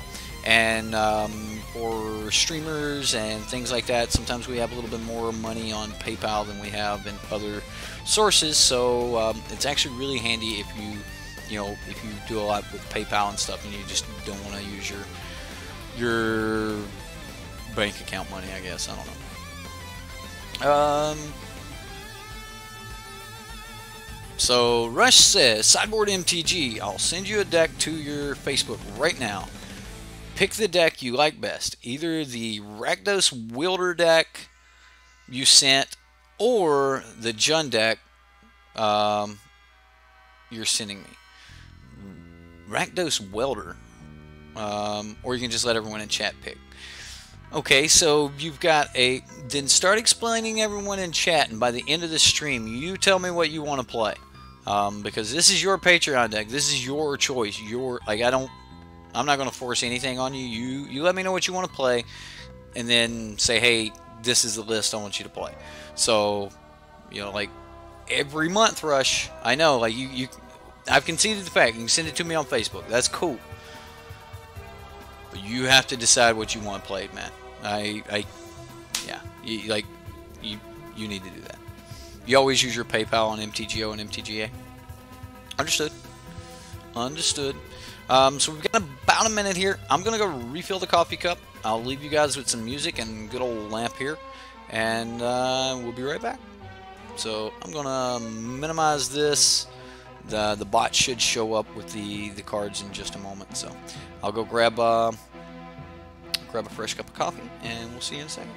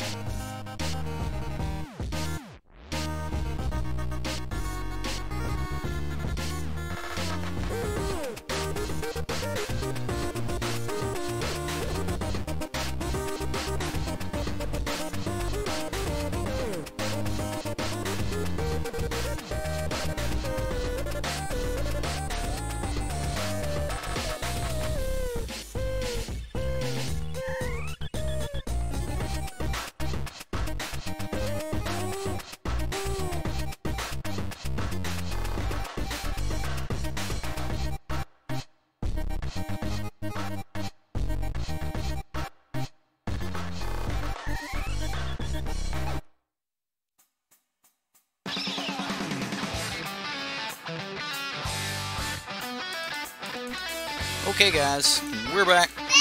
Hey Lincoln. Well, come here Lincoln. Come here Lincoln. Come say hi to everybody. We'll just request another. If you miss your trade, you can always just request another one. So Lincoln's getting ready for bed, everyone, so he's gonna come say hi. Yeah. You can sit with me for a few minutes, buddy, but then you gotta go. It's bedtime. Yeah? We're gonna play some Magic. You wanna play some Magic? Yeah? Alright, so... we'll just grab them like that. Come on, buddy. Come up here and say hi to chat. You see? Can you see chat? Or can you see yourself? Hey, buddy. Hey. Oh, he's all about it. Say hey.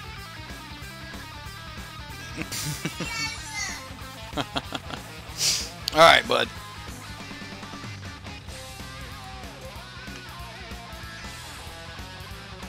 You sent both over to me, SideboardMTG. Sent them to the Patreon. Oh my goodness. We'll actually get them. I'll actually be able to see them. Sweet. I'll pull them up, Rush. We'll pull them up here in just a bit. So, which one do you think is the best out of the two decks, Rush? So we're just going to jump into our Jeskai Mill here update. Now, Jeskai Mill here. This one is I forget who posted this deck. If you posted this deck, please let me know in chat. I forget who posted this deck. I don't think it was Rocker, but either way, it's a pretty cool deck. It's really straightforward. We're using Psychic Corrosion. Lincoln, buddy. Psychic Corrosion here. The more cards we draw, the more we mill our opponent. So the plan is to just control the game. You know, keep wiping the board, keep the board clean, and just keep drawing more cards. So. Let me go close the door and leave him out. So,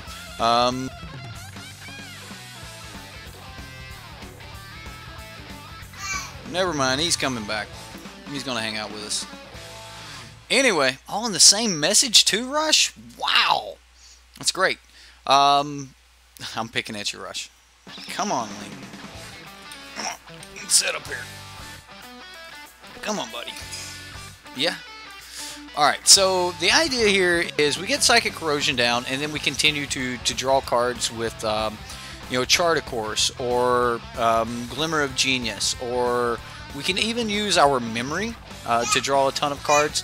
Now, this deck does have Fraying Sanity, so, you know, we get multiple Fraying Sanities down. He's trying to wave at y'all and say hey. Zaxdillo says hey, buddy. And Justin says, Lincoln! But again, we've got Teferi, we've got Fumigate, Cast Out. Now in the sideboard, we've got some plans here. We've got Lyra, Gideon, of course, Negate to be able to protect ourselves. Some Abrades to be able to destroy, you know, creatures or other problematic things like Godpharaoh's Gift, things like that. Link.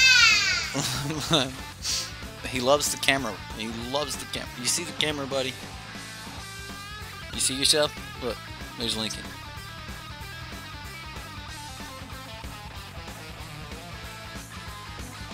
What are you gonna do, buddy? What are you gonna do? You gonna wave? Say hey. Hey. Yeah? Yeah? Anyway, backup plan here. I actually really like this idea because the plan with this deck is to just draw a ton of cards.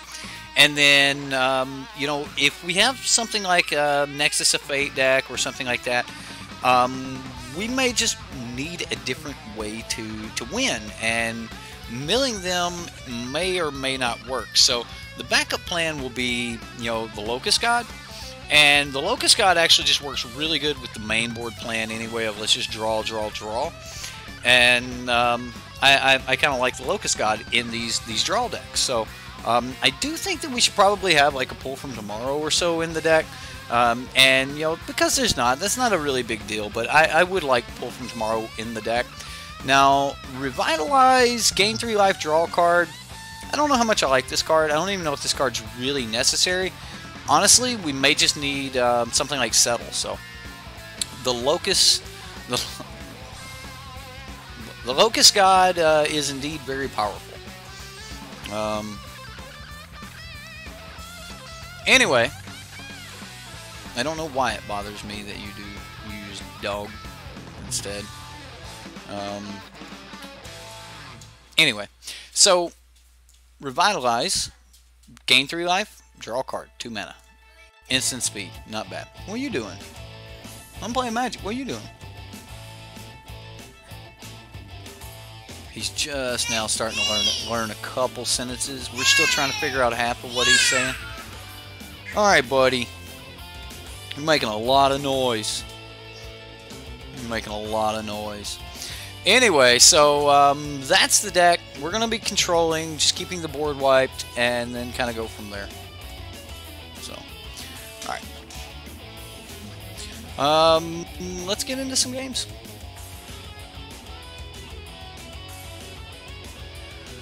You want to say your closing bit, and hopefully get some of you guys to help with the jank you made last night. The deck tries to break Talani Summoner, basically wants to sack them with double gets.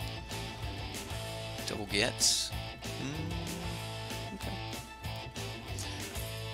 Let's play KPS Gigabyte.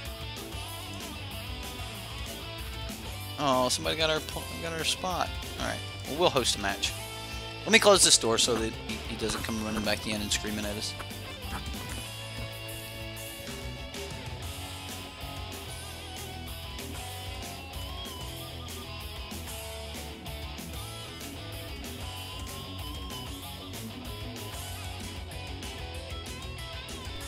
Talani Summoner seems great. I would actually like to toy around with Summoner a little bit.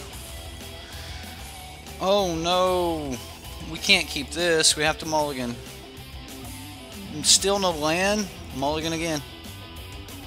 1 land. I have to keep it. Let's put that on top. That's so bad. So bad.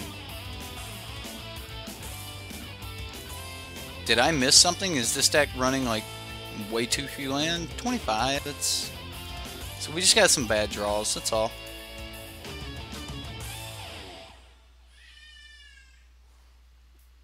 All right. Well, Sky Marcher Aspirant. We need to hit 4 back-to-back lands. We've got the first one already queued up and waiting. So just keep hitting lands.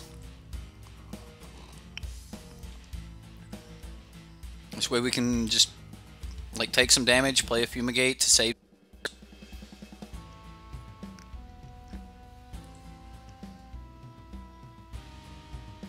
Yeah, I mean this is definitely going to happen. There's not a lot we can do about it.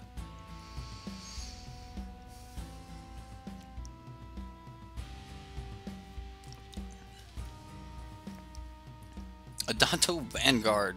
Well, that's not the greatest thing in the world.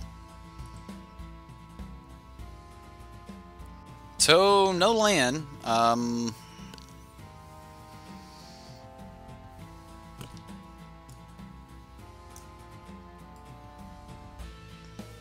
Well, I mean, he's going to be paying for it anyway. I'm going to go ahead and do it now so I can bank a little bit of extra life here. Adanto's Vanguard's going to be hitting us for a ton. So if he wants to pay the 4, he can, which he will. And then, oh man, I should have just like saved it all. I still did 1 to it. Oops. Could have banked an extra energy there. So we're definitely on a clock, taking 7 per turn right now.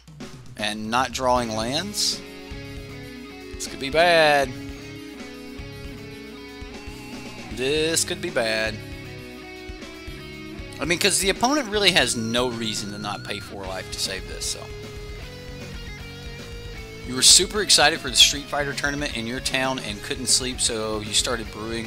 Worst idea ever, because then you didn't want to go to sleep. Alright, well, we have to try again. Technically, maybe I should have just Sky Marcher because it buys us 1 extra turn. So we're just going to pay 0 into it. Bank all that extra energy because it just doesn't matter. We have to hit Blink. Never mind. Nothing we can hit saves us. Okay. We just lose game 1.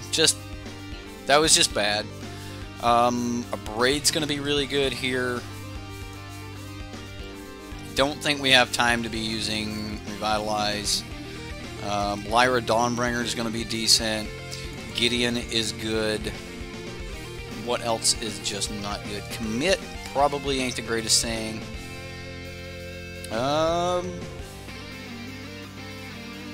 Really just want to Sweltering Suns and stuff, but no, this would have been great as Silhouette. Like I think there's a lot of things we could have done here in Jeskai to give ourselves better control.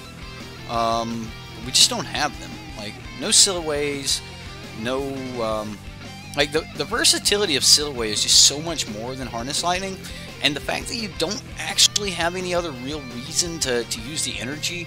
Like, okay, so Harness Lightning can feed a little bit off of the Glimmer, but that's still just not as good as a Silhouette. So yeah, there's no Settle in here. We could Ixalan's Binding or Cast Out, but I don't think we're gonna be able to get there either. So I'm not huge on where we're currently at. I'm gonna drop a Chart a Course and a Fumigate. Fumigate may be terrific, as I kind of expect this to be like an Ketra's Monument deck or something like that, but I also think that that our Sweltering Suns will do the job. So we'll see what happens. Okay, 1 land, so I'm gonna mulligan, and now we get some lands. Okay, well, I mean, they're all gonna come in tapped. That's not really a control card. We already have 2 in our hand. I really don't want that right now. So I'm just going to play our blue source, pass. Next turn we're probably just going to play Clifftop Retreat. And just try to get into our Psychic Corrosions. There's that Sky Marcher.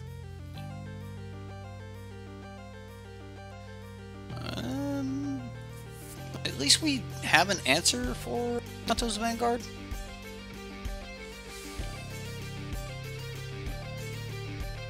Been a while since you had the Brew Bug bite you. I mean, the opponent's got that curve again. Oh my goodness. Between my cat and my kid, there's something always screaming in this house.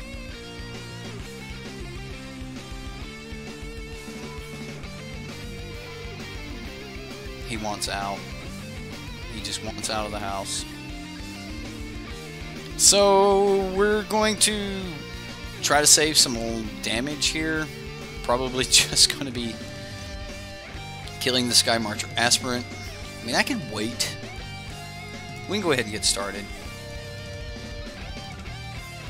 So that we cast out next turn. Psychic Corrosion.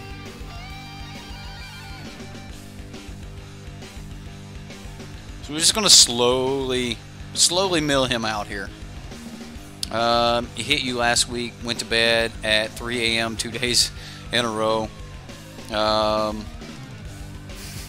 Messed you up all week, huh?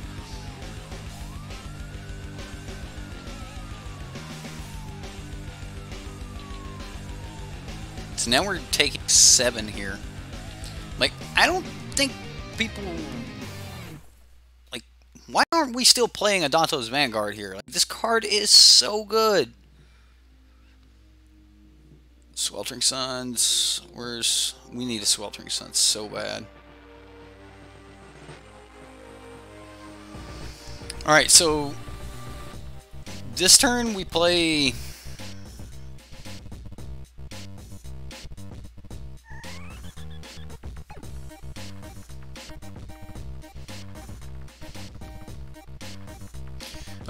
Harness Lightning killing Benelish Marshall actually saves us quite a bit.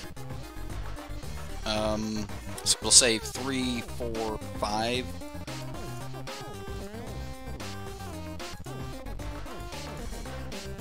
Alright, so we'll try to kill Benelish Marshall. Alright, so now we're only going to take 5.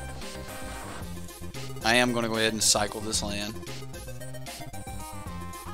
Now, cycling will trigger our Psychic Corrosion.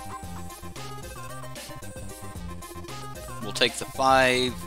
Next turn we have to cast out.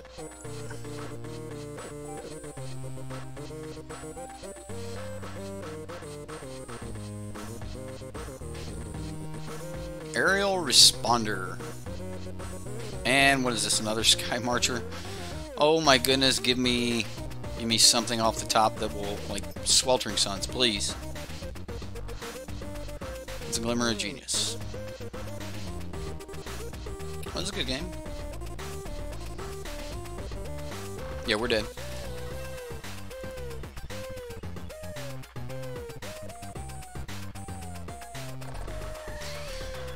Okay, well, we could get super lucky and hit Sweltering Suns land, so I'm gonna go for it.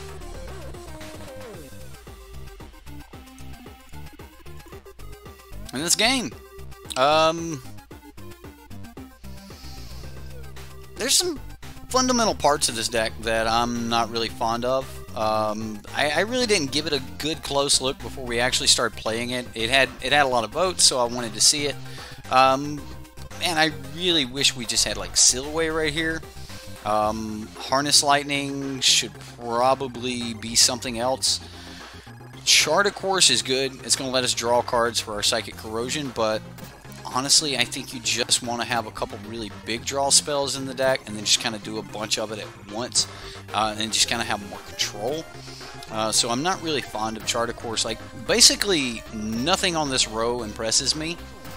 I think these 2 cast outs should be Settle the Wreckages, and, like, the deck just wasn't able to deal with absolutely anything. Now, we did just mulligan to Oblivion twice in a row, but a deck running 8 board sweepers shouldn't lose to White Weenie, right? When you lose, you like to lose fast. I'm going to play one more game with this. I really want to just move on because, no offense to the deck builder or whatever, I just not really fond of that deck. It just seems like we're missing some major things, and like Silhouette would be a great one. I just don't like Revitalize, period. I just don't think that's where we want to be. It's going too combo-esque, and I don't think that the deck actually has a, hey, finish the game just like that mode. So I'm not really fond on not having Silhouette.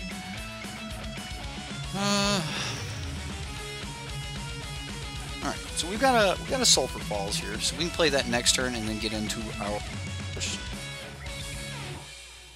We'll see. I mean, we have Sweltering Suns this game, so if he's an aggressive deck, then we can go from there.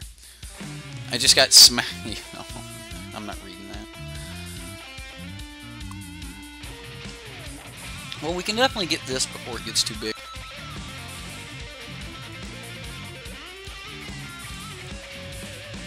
So we'll chart. Probably just going to throw away something like a Plains. Yeah, we'll throw away a Plains. Now we've got Glimmer. So unfortunately, like, this deck's just got so many things that do nothing but draw a card. You're just going to draw into more draw. Which was really good back when we were playing Treasure Cruise and Dig Through Time and things like that. You know, that stuff was always really good. Saturday night, guys. It's just not great here. It's not great.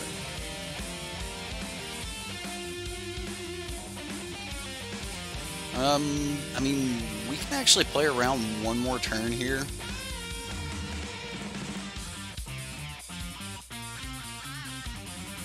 Shard of Course, we get a lightning, we get some other stuff. I'll get rid of a hub.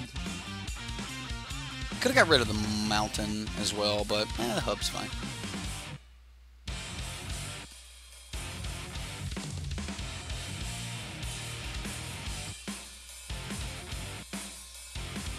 I mean, we're going to take a little damage. I'm okay with that.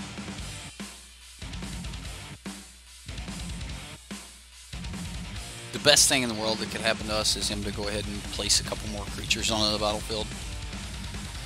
Whether he does that or not, I don't know. We'll see.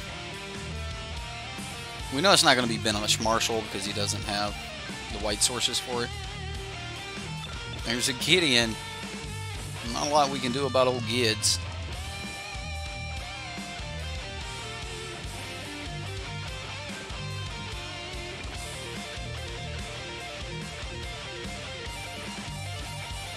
Alright, well, we're going to take a little damage. So, we don't have a tap land to come in this turn. So we're going to go... We're just going to cast our Sweltering Suns, wipe the board. We can still take damage from Gideon next turn, but Sweltering Suns is going to be really, really good this year, so... Revitalize is good in Bant and Nexus deck, but nothing else really. I don't even know if it's good in Bant Nexus, man. Like, gain 3 life, draw a card. I mean, it's just here. I cycle a card, gain 3 for 2 mana. It's okay.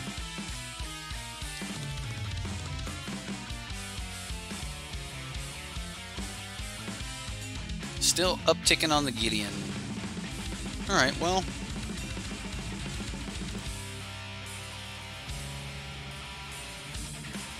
I'm gonna go blue. I'll go ahead and get our erosion down so we can get started on our mill. So far, Zaxadillo, I think yours is the most competitive of the mill decks. The spiciest of the mill decks is definitely going to be the fish mill deck. And then we've got Justin Clay's coming up. Now that's just red-blue. And it's a lot like this as far as drawing cards, but I think it's a little bit like, I think it's tailored just slightly better. I'm going to Harness Lightning this Resplendent Angel.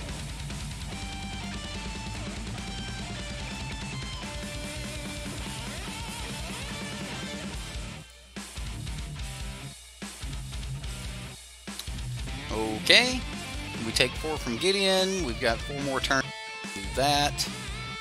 And then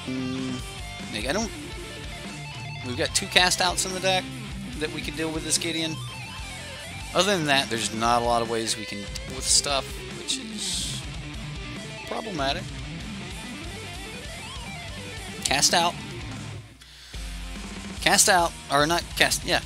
Cast out's the only thing we can really draw here. How do we kill Gideon? Cast out. That's pretty much it. That's all we got.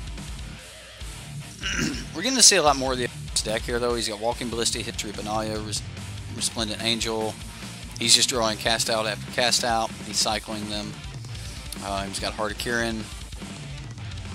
We have to Glimmer cast out to maybe be able to stop Gideon.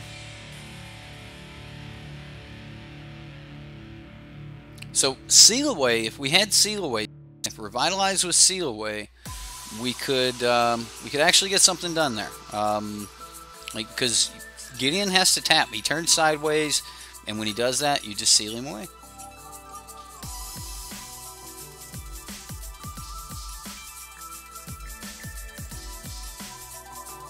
I'm just gonna Glimmer now.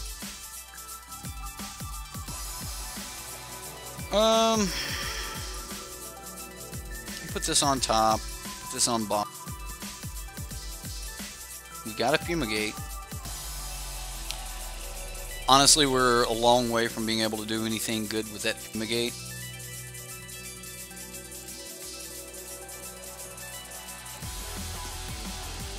Like, even the opponent just misses attack phase. Oh my goodness, you know he's so mad. We milled an Angel of Sanctions and a Lyra Dawnbringer. So don't have a lot of options here.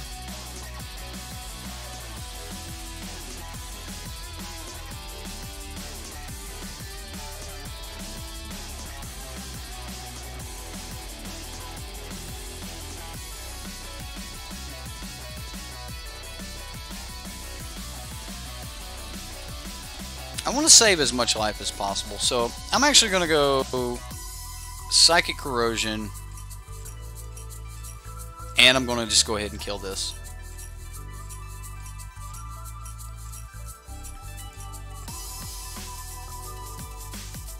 So I'm just going to Swirling Suns, kill that, and pass. We've got 4 attacks from Gideon. Yeah, but we're going to gain at least 1 life next turn when we Fumigate, so that'll help a little bit. If he adds more to the battlefield, then we might even be able to gain even more life.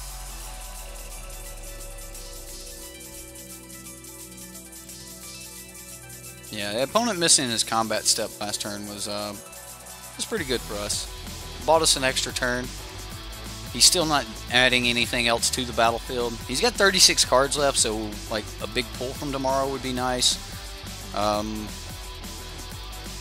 We could pull for 1, 2, 3, 4, 5.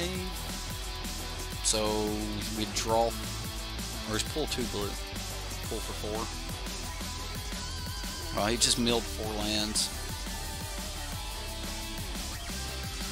Alright, so we have to Fumigate, because otherwise it's lethal.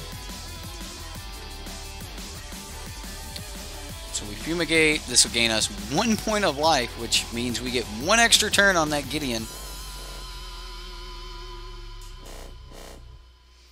Alright, so he has no Knight, so no bonuses here. Still beating on us with a Gideon. Benelish Marshal.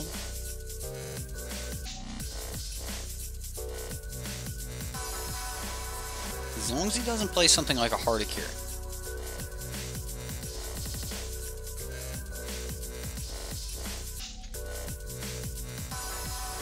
Alright, opponent.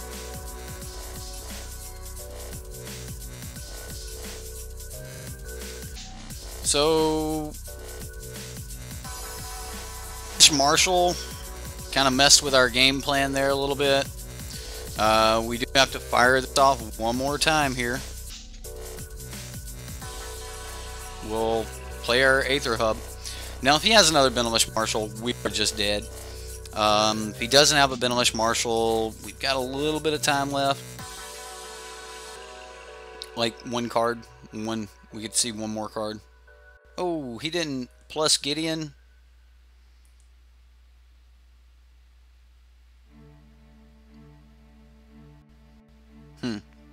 That makes me very curious as to why he didn't plus Gideon. He didn't do anything with Gideon.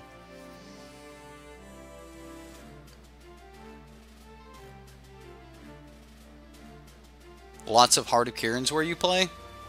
Well, if it's a lot of Heart of Kirin's, I actually think you should probably be playing a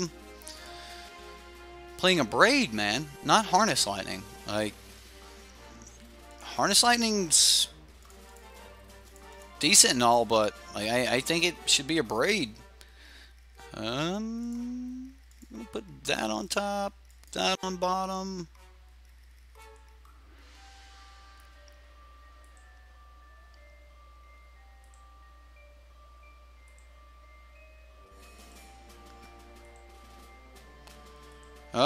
We might get there, guys.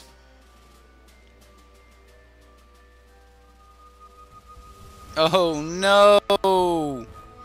No. We milled all the Scrap Heap Scroungers, so now he just brings back a bunch of Scrap Heap Scroungers and kills us. Just kills us.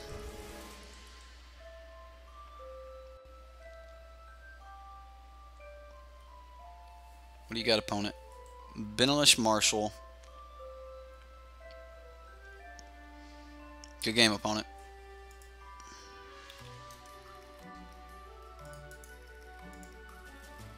We had him next turn, but then again, he messed up twice. nice.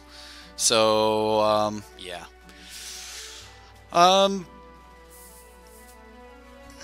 Is this your deck, Jose? Cabrera? Seal away, man. Seal away. The abrades are good. If you're worried about like Hearts of Kieran and stuff like that, the abrades are just better than Harness Lightning. Harness Lightning doesn't even kill Heart of Kieran without some additional help. So, you know, like, even there you're putting yourself a little bit short. I'm actually getting rid of those. I want Lyra Dawnbringer. I want my own Gideons. Since we're going this route, I'm getting rid of Commit. I'm getting rid of Revitalize, and I'm bringing in both of these guys. And we're going to go with it like that.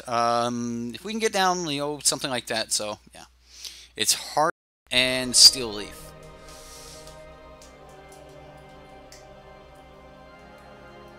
Seal away, man. Seal away deals with, you know, anything they crew Heart with. Now, Seal away ain't gonna get Heart, right? But Seal away and a Braid will do the job, man. Revitalize, I still can't get behind the Revitalize in this deck. Maybe in some other decks, but I just can't get behind it in this deck. Got a bunch of draw cards here. I'm just gonna turn 1 Memorial to Genius, and we'll just turn 2 start trying to draw some other stuff. Like bringing in the Locust Gods and all the creatures and stuff, we might have even been able to take out some of the mill, and that might have been the better plan to just, you know, pull off of the mill. But I think I just want to get down these cards, do a little, you know, chart a course here, a little of this action, draw some cards. We will discard.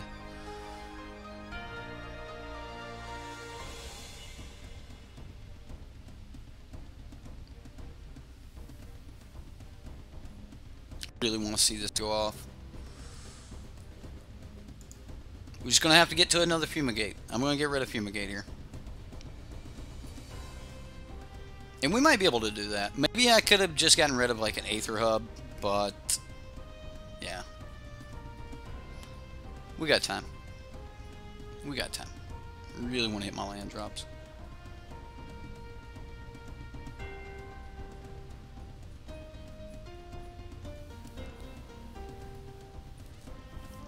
You'd get rid of Glimmer? Maybe. Yeah, maybe getting rid of Glimmer was the right call. I'm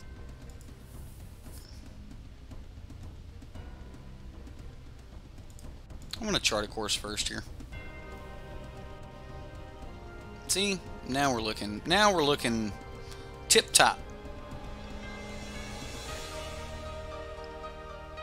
We'll play the Irrigated Farmland. Next turn we'll play Aether Hub and sweep the board.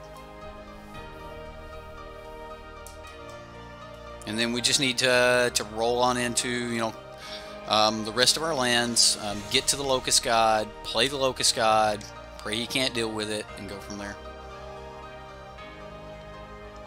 Knights of Grace, though, they are problematic.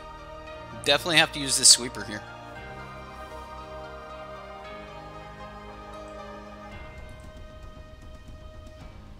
Which means, you know, he goes like History of Benalia, Rebuild, which is not the greatest thing in the world.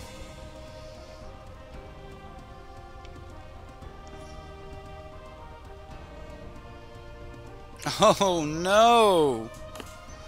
Okay, then we gotta rush to a Lyra. Because he's more than likely just gonna take the Sweltering Suns here. Like, he can't just let us cast it.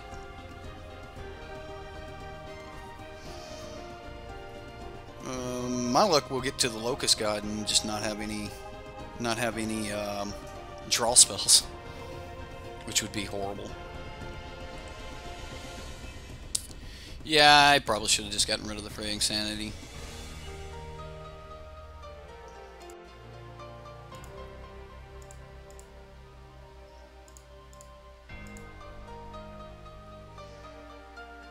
Probably should have gotten rid of Fraying Sanity.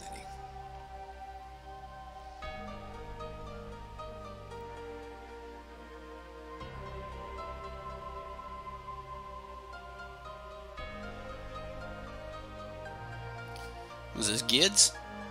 No. 4 mana. Cast out. Walking Ballista. Alright. Alright.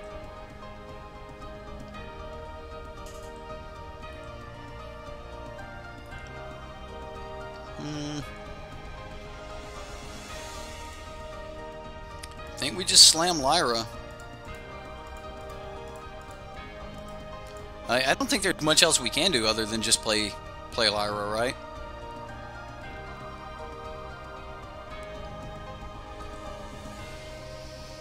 I mean, if he's got an answer to Lyra, it's gonna hurt. It's definitely gonna hurt.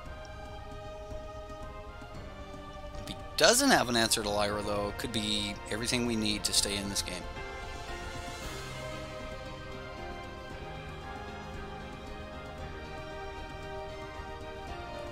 That is an answer to Lyra. Angel of Sanctions. It's a good card. It's a really good card. Cast out on a body? Come on.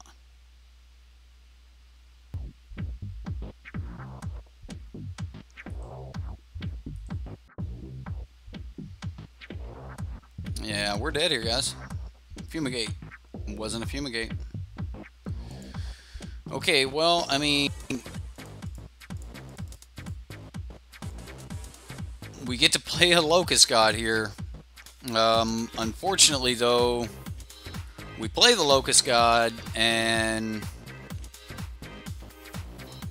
1, 2, 3, 4, 5, 6, 7, 8, 9, 10, 11. A lot of damage coming at us.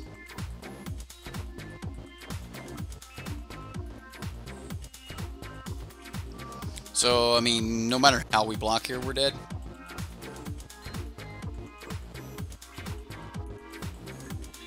Depending on how he attacks, like...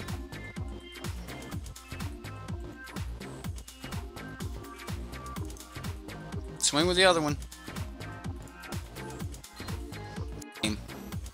The math, no matter how we block, let's go. Okay, again, I've said it quite a few times there, Jose. I don't like this card in this deck for sure. I don't like Harness Lightning, even if it is a meta call. I don't know what kind of meta you're in. Heart of Kiran's and like it. I'm just not fond of it. And then that gives you some room to add some other cards if you're going to keep playing with this particular deck. But I also don't like Chart of Course here. I really don't. One of the things I would cut was I would cut one card at least just to give me, you know, a little bit more room for some more lands. Probably something like. Did I move that to the sideboard? Did I really? I think I did. Probably just like another Glacial Fortress or something like that. Like I would definitely go to 26 lands in the deck, you know, because you're wanting to get to, you know, Teferi, something like that. You're wanting to get to, you know, make sure you don't miss those land drops and stuff. So,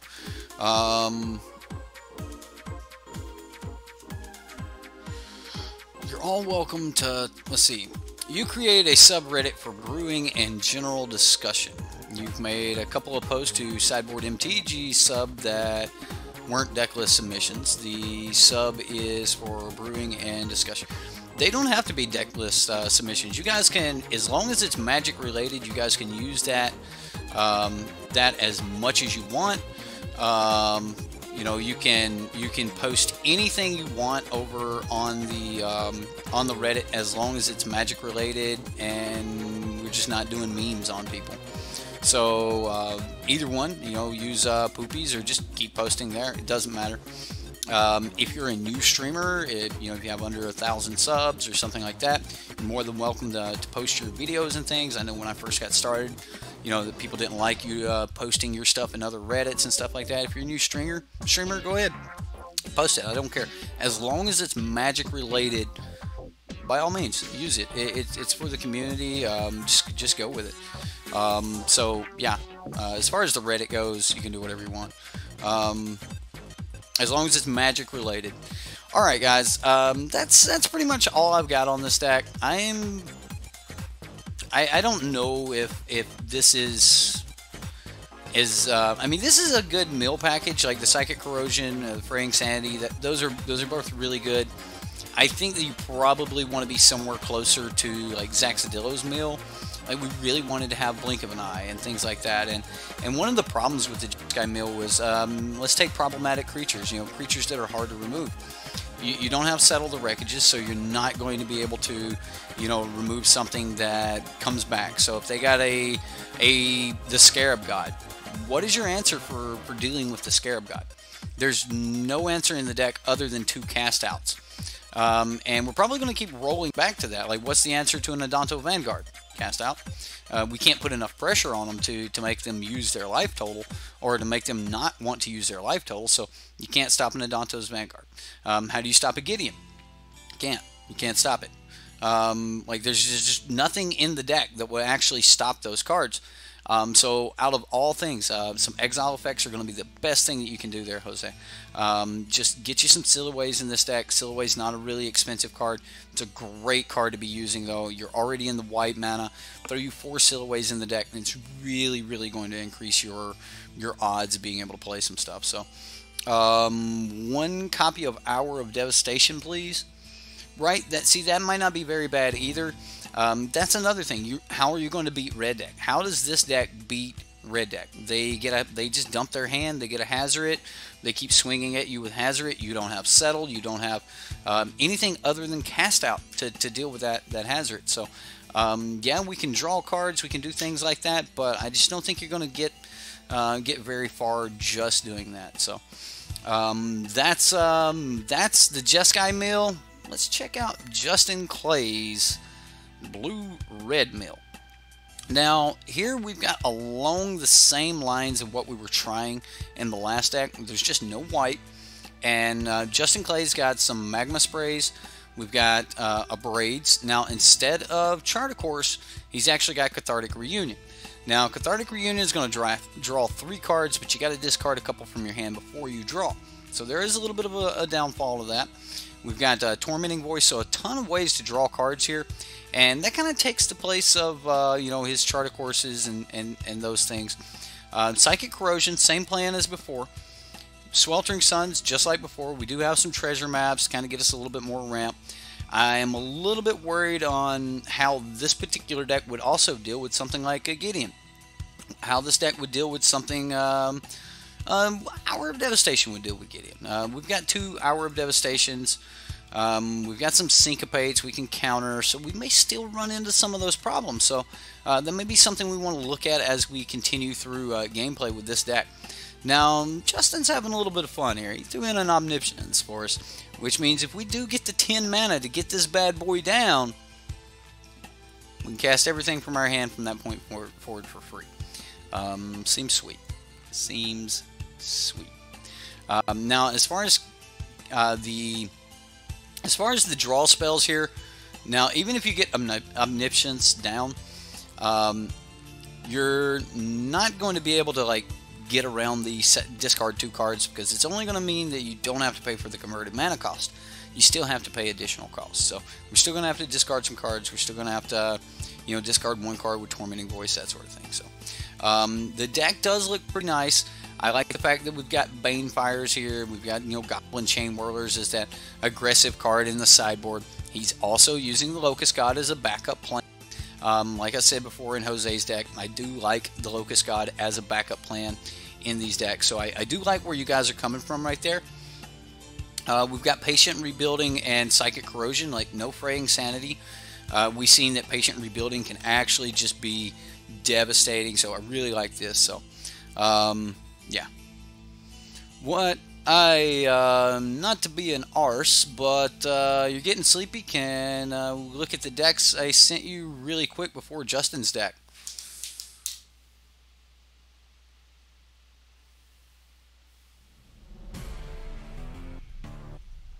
No. Alright, let's jump into the last one. I know you're getting sleepy. Alright,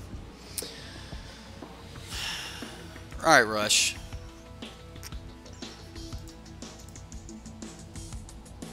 Rush has sent me 2 decks, guys. We're going to look at these. Right in the middle of stream. I'm just going to stop stream. I'm going to pull up something that has nothing related to our mill decks.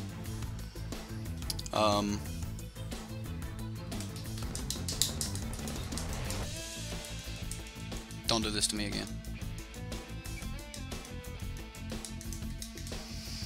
Alright, so I'm trying to get over to the Patreon. Like, first off, I don't like pulling my Patreon up on stream at all. Alright? As you guys can see, I don't hide this information. You guys can see we got 32 patrons, and I make $142 a month for the stream. That is my Patreon. So let's make sure I don't dox anybody. I don't want to pull up any messages from people that did not request to have their message pulled up. Patreon will ban you for doxing them. You can't release information about your patrons. You will lose your Patreon content or your Patreon stuff in a heartbeat. Alright, so now I can only pull it over this far. Can you guys see that? Alright, you guys can see that. Alright, so we're going to go to manatraders. You know what? I'll just do that. I'll just do that.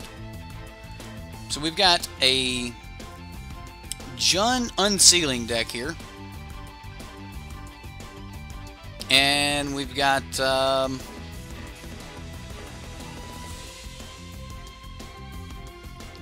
so this is Sarkhan's Jun, so Sarkhan's Unsealing Jun. We've got Deathgorge Scavengers. Deathgorge does not trigger Sarkhan. We're still waiting on all this to load. So Deathgorge Scavenger doesn't trigger Sarkhan. We've got Goreclaw. Goreclaw doesn't help Deathgorge. Rekindling Phoenix does trigger Sarkhan's Unsealing. Bindmare triggers. Regisaur Alpha triggers. Carnage Tyrant triggers. So all of these are good. I like all of this. I think Deathgorge Scavenger should probably be in the sideboard. We've got mainboard Duress, mainboard Abrade, Colossal Majesty. At the beginning of your upkeep, if you control a creature with power 4 or more, draw a card. Probably not necessary. 3 mana, do nothing the turn that it comes in. I'm not fond of it. So yeah, I don't like this card. We're only running 3 Sarkhan's Unsealing, but the whole deck is about Sarkhan's Unsealing. That's probably bad. We probably want as many of those as we can find. Only 3 Vraska's Contempt seems bad. Get rid of these 2 Colossal Majesties, get another Sarkhan's Unsealing and a Vraska's Contempt in the deck. As far as lands go, 3 Canyon Sloughs, 3 Dragonskull Summits. But yet we're okay. Scavenger Grounds, Rootbound Crag. Woodland Cemetery. Kill 1 Woodland Cemetery for another Canyon Slough, which will smooth out your other Woodland Cemeteries and your Rootbound Crags. It'll also smooth out your Dragonskull Summits. As far as swamps go, how many black spells did we have? We're trying to hit double red. We're trying to hit double green. We're trying to hit double red, double green, and double black by turn 4. It's not unheard of, but yeah, I would rather have the Canyon Slough there. As far as the sideboard goes here, we got Sorcerer Spyglass, Cast Down, Double Fling, Chaos Wand, Scavenger Grounds. These murders mainboard would probably be better. As far as mainboard goes, I would rather have Brontodon mainboard than the Graveyard Hate mainboard. So instead of Deathgorge Scavenger, just move the Brontodons over. That would be that deck. It's my advice on that deck. If you guys like that deck, let us know whether you want to see that one or you want to see Grixis Flintstones. Now, Grixis Flintstones is a Weldfast Engineer deck. Now, for those of you that don't know about Weldfast Engineer is a 3-mana card, 1 red, 1 black, 1 colorless. At the beginning of your upkeep on at the beginning of combat on your turn, target artifact creature you control gets +2/+0. Until end of turn, it's a 3/3 for 3. Not a really bad card. Rekindling Phoenix, it's great. I like Rekindling Phoenix. Nicol Bolas is good here, so we're kind of Grixis, but the only blue card in the deck is Nicol Bolas. We're running quite a blue package here to just be able to get off. Okay, well, we got Negate in the sideboard. I like that. I think all the decks need Negate. Looks like Chaos Wand is going to be Rush's new pet card, because we've got 2 copies of that here as well.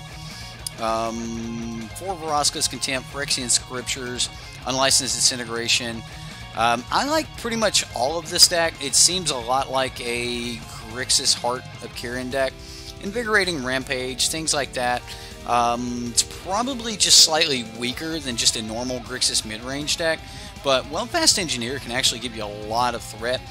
You play a Scrap Heap Scrounger on 2, you follow it up with a Well-Fast Engineer. Scrap Heap Scrounger swings for 5. So yeah, you know, that's good. This would be a very aggressive deck, whereas the other deck here is not going to be as aggressive initially. This is going to be more devastating as the game goes on. So if you guys want to see something quick and fast, then pick his Sarkhan's Unsealing deck. If you want to see something, if you want to see something quick and fast, pick the Red-Black Rakdos deck that has Nicol Bolas in it. If you want to see something, a little more combo-esque and fun, things like that, pick the Jund deck.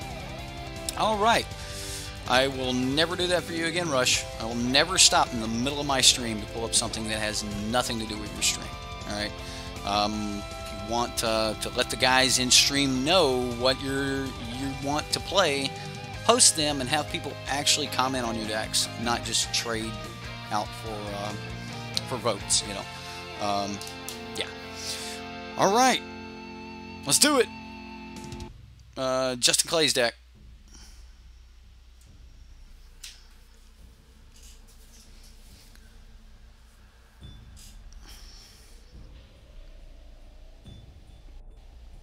You can't help your indecisive. Dude, your red-black deck's so much better than the Sarkhan's Unsealing deck. The Sarkhan's Unsealing deck's not bad. Don't get me wrong. But your red-black deck's actually close to competitive, dude. Drop one more Chaos Wand out of the side. We've talked about this. Sand's a little bit bad, but we can get rid of some stuff. Use Cathartic Reunion on 2.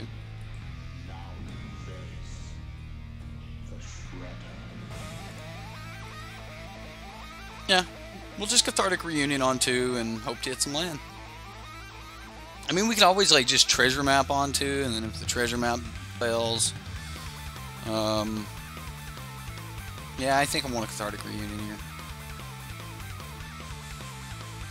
Syncopate.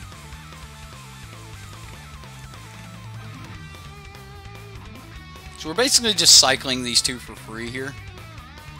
I know that seems bad, but we're just going to cycle them for free. There we go. Spray will be decent, Abrade will be decent, Syncopate will be decent.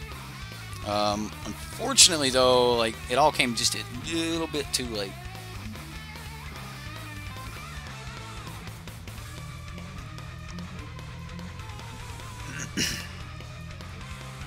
Alright, so we definitely have to spray this turn.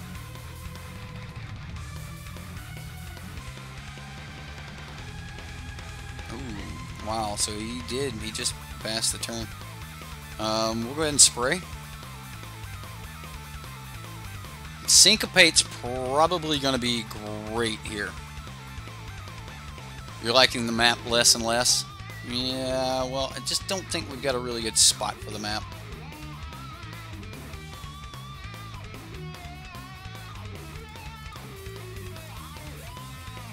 Fire off this Abrade. We just don't want him to keep getting cards in his hand. I want to get this Psychic Corrosion down, but I also don't want to give him a chance to do other things. I also want to hit my land drops. I'm going to go ahead and go for the Psychic Corrosion. We're going to go for the mill, but I'm a little weary. I'm a little bit weary here.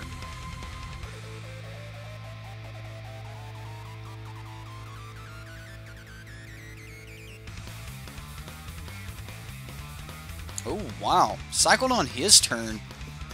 Now we're talking. We might actually have an opportunity here. Yeah. We might be stumbling onto something here. We'll just pass.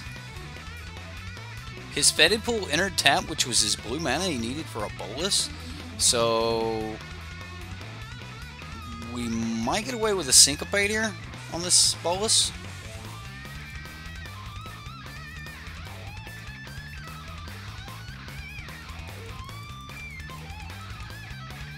Syncopate for 2. And that'll exile it, so it won't even be in the graveyard. Which is terrific, you know. You don't want him to be able to go like Liliana, bring it back.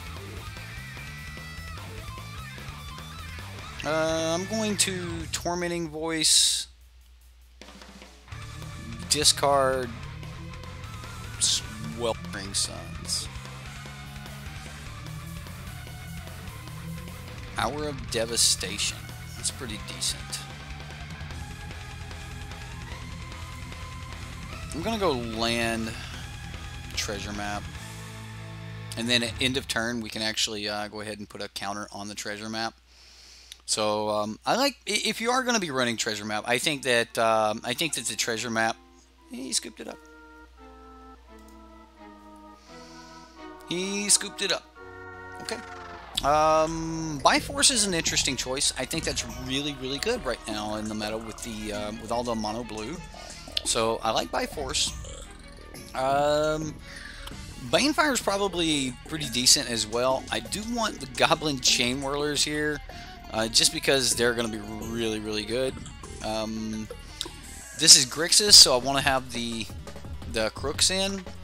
And then other than that, I think we can get rid of like Cathartic Reunion. Like just drop a little bit on some draw spells here. It's gonna be a long game. I'll leave the treasure map around. And what else we got? What else can we just dump? It's gonna be a long game. I'm gonna hang on to it. I want to. We should probably get rid of this. This is probably not the right time to be doing this. We should honestly be trying to aid from the cowl, get that thing in, but yeah. Yeah, top decking it late, Justin. I run into the same problem in my Tishar deck, that top decking it late just feels really bad, because you normally don't have 2 cards in hand to be able to do that with. This is also like maybe not the best deck for Sweltering Suns. So I'm going to take out Sweltering Suns, and I'm bringing in Banefire. And that may be wrong. I'm going to bring in a Locust God too. Yeah, this seems fine. Like, maybe we would want both, but yeah. Ramp into it and laugh at them. I'll keep. We've got double red here. We got some blue.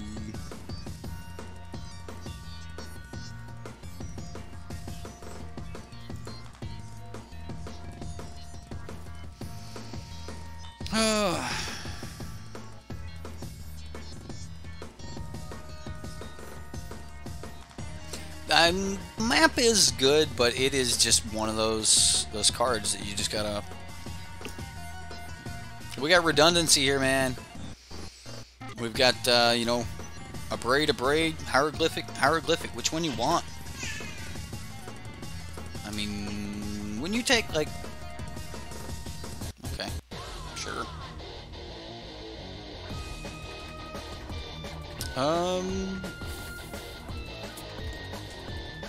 I'm gonna pass. Probably just cycle hieroglyphic at end of turn here. He can't play his Glint Sleeve Siphoners now because he knows we're holding a Goblin Chain Whirler. Had to really think about your draw spells. I like to draw spells. Alright, well, I mean, what does he do? Get rid of Chain Whirler? Like my only threat? Okay. Alright, so there goes Chain Whirler. So now he can play... Come on, Syncopate.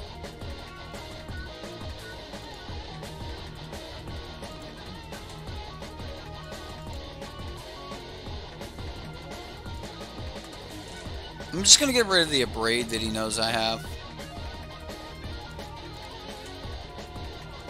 And I'm going to cycle a Hieroglyphic Illumination. There's those Syncopate we needed. Don't have your blue mana yet. Don't make me get rid of a Hyro. Don't make me get rid of Hyro. Oh my goodness. He cycled. And there's his blue. Spirebluff Canal. Pass. Trying to avoid this because I want some card advantage back. I want to be able to spend one card to make it into 2 cards. Yeah,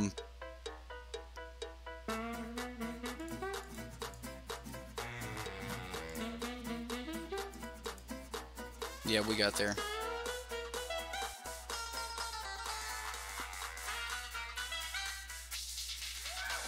How do you beat Grixis?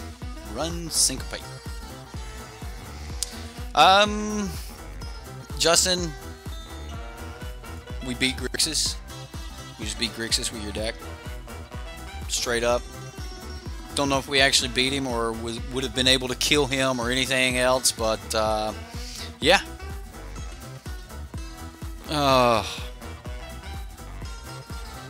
Yeah. Yeah, he hates me so bad. Yeah, that dude is so mad. That guy is so mad. Justin, don't be mad at me, man. I'm not going to run this deck again. We actually won with it. Most of the decks that I ran twice, we were not winning with. I was trying to get those decks to go off. We did not mill anyone with your deck. I'm sorry. Oh, are you salty or you think we made the opponent salty? Right? Like, you putting some salt on the opponent? Right? Either way, Justin, it was a really fun deck. Again, I don't think that you have answers to certain things. Didn't we win with your deck, Zax? You won twice? Well, it's because your deck's weird. Your deck's really good. Yeah, opponent salt. That was really good. Like, just Syncopate. Syncopate's actually a card I've been telling a lot of people here lately that they need to be running. I think Syncopate is actually really, really well placed in our meta right now. It gives you, some good interaction against, cards like anything really, like Nicol Bolas. Like we just seen right there that Syncopate will get the Nicol Bolas out of their graveyard, and the fact that like if we'd have just countered Nicol Bolas, he might not have been as mad. But the fact that it was a Syncopate, the fact that we had just drawn that Syncopate when he didn't think we would have it. Yeah. All is forgiven now that Justin won. Now Eric won't hate me anymore. Thanks, Justin. And thanks, opponent. You can now go to bed. Alright, guys. So, real quick, before Rush goes to bed, which one of Rush's 2 decks did you guys want to see? Do you want to see his Sarkhan Unsealing deck, or do you want to see his Vehicles deck? Or the... what'd you call it? What is it? Welder? Yeah, your Welder deck. It's basically Vehicles. It's red black. It's a red black deck. You like the Welder deck? Okay. The only thing I can really say about the red black Welder deck is there's a better red black mid range aggro deck out there. You're basically just taking red black and weakening it because you want to play some cool cards. And that's not always like the best thing to do. Zax, that's mean. But yeah, like as far as the Welder deck goes, I really just think that the Welder deck is there's some cards there, but I don't think it's a lot of innovation. I think we're just kind of making it a little bit weaker. Okay, so Fall of Thrawn is actually what I was thinking about for the end of month challenge. Like I haven't picked the challenge this week or this month. So I'm guessing like let's go with the first Sunday of September. I would love to see some Fall of Thran decks. So you think we should be trying to break Fall of Thran? I think that Fall of Thran is breakable. I think that there's something there. I think that with Scape Shift just getting printed, things like that, I think that there might be something there with Fall of Thran. I would love to see you guys break it. and like do some stuff with that. So let's go first week of September. Let's play Fall of Thran decks as our first Sunday of September. We'll play those. As far as tomorrow goes, we're just going to be picking top decks with the most votes. There's no theme, so go over to the Reddit, vote on those decks, do those, do the thing, and yeah. Good night, Rush. You take care, buddy. So let us know what you want to see, and then I think the unsealing deck would be fun. I originally wanted to have an unsealing weekend where we just everyone tried to play Sarkhan's Unsealing. Like we just brewed around Sarkhan's Unsealing, but I've been brewing around Sarkhan's Unsealing a little bit, and I've got something that's pretty decent. Kind of liking it, so we're gonna toil around with Sarkhan's Unsealing of my own. But yeah, let Rush know what you guys want, and we'll play one of Rush's decks. But yeah, that's the stream for tonight, guys. I had a lot of fun. I hope you guys had fun. For those of your decks that I didn't really like them, that's how Magic works. You hand your buddy your deck, and he's like, I don't like it. Or, yeah, I'd change this. It's up to you. Remember, it's always up to you on what you play. So, if you like it, you don't like it. If you like somebody's feedback, you don't like somebody's feedback. Remember, you can take it or you can leave it. It is just an opinion. So, as always, make sure that you take the 75 you're comfortable with to your next tournament. And no matter what anyone says, as long as you made the choice, you're the one that sleeved those cards up. You're the one that's going to walk through the door with them. You borrow a buddy's deck, and the buddy hands you his deck, and it's already built. Not a lot you can do. Play what you got. But if you're building it, you take the cards that you can, and then you can always feel good or bad about that based on a decision you made. So, anyway. That's my advice for tonight. We're going to leave it at that. Guys, it was a lot of fun. See you next time. See you tomorrow for some subscriber decks. Hopefully the stream will just get started smoother and quicker tomorrow, but we'll be alright. Guys, take care. I'm out. Enjoy the music.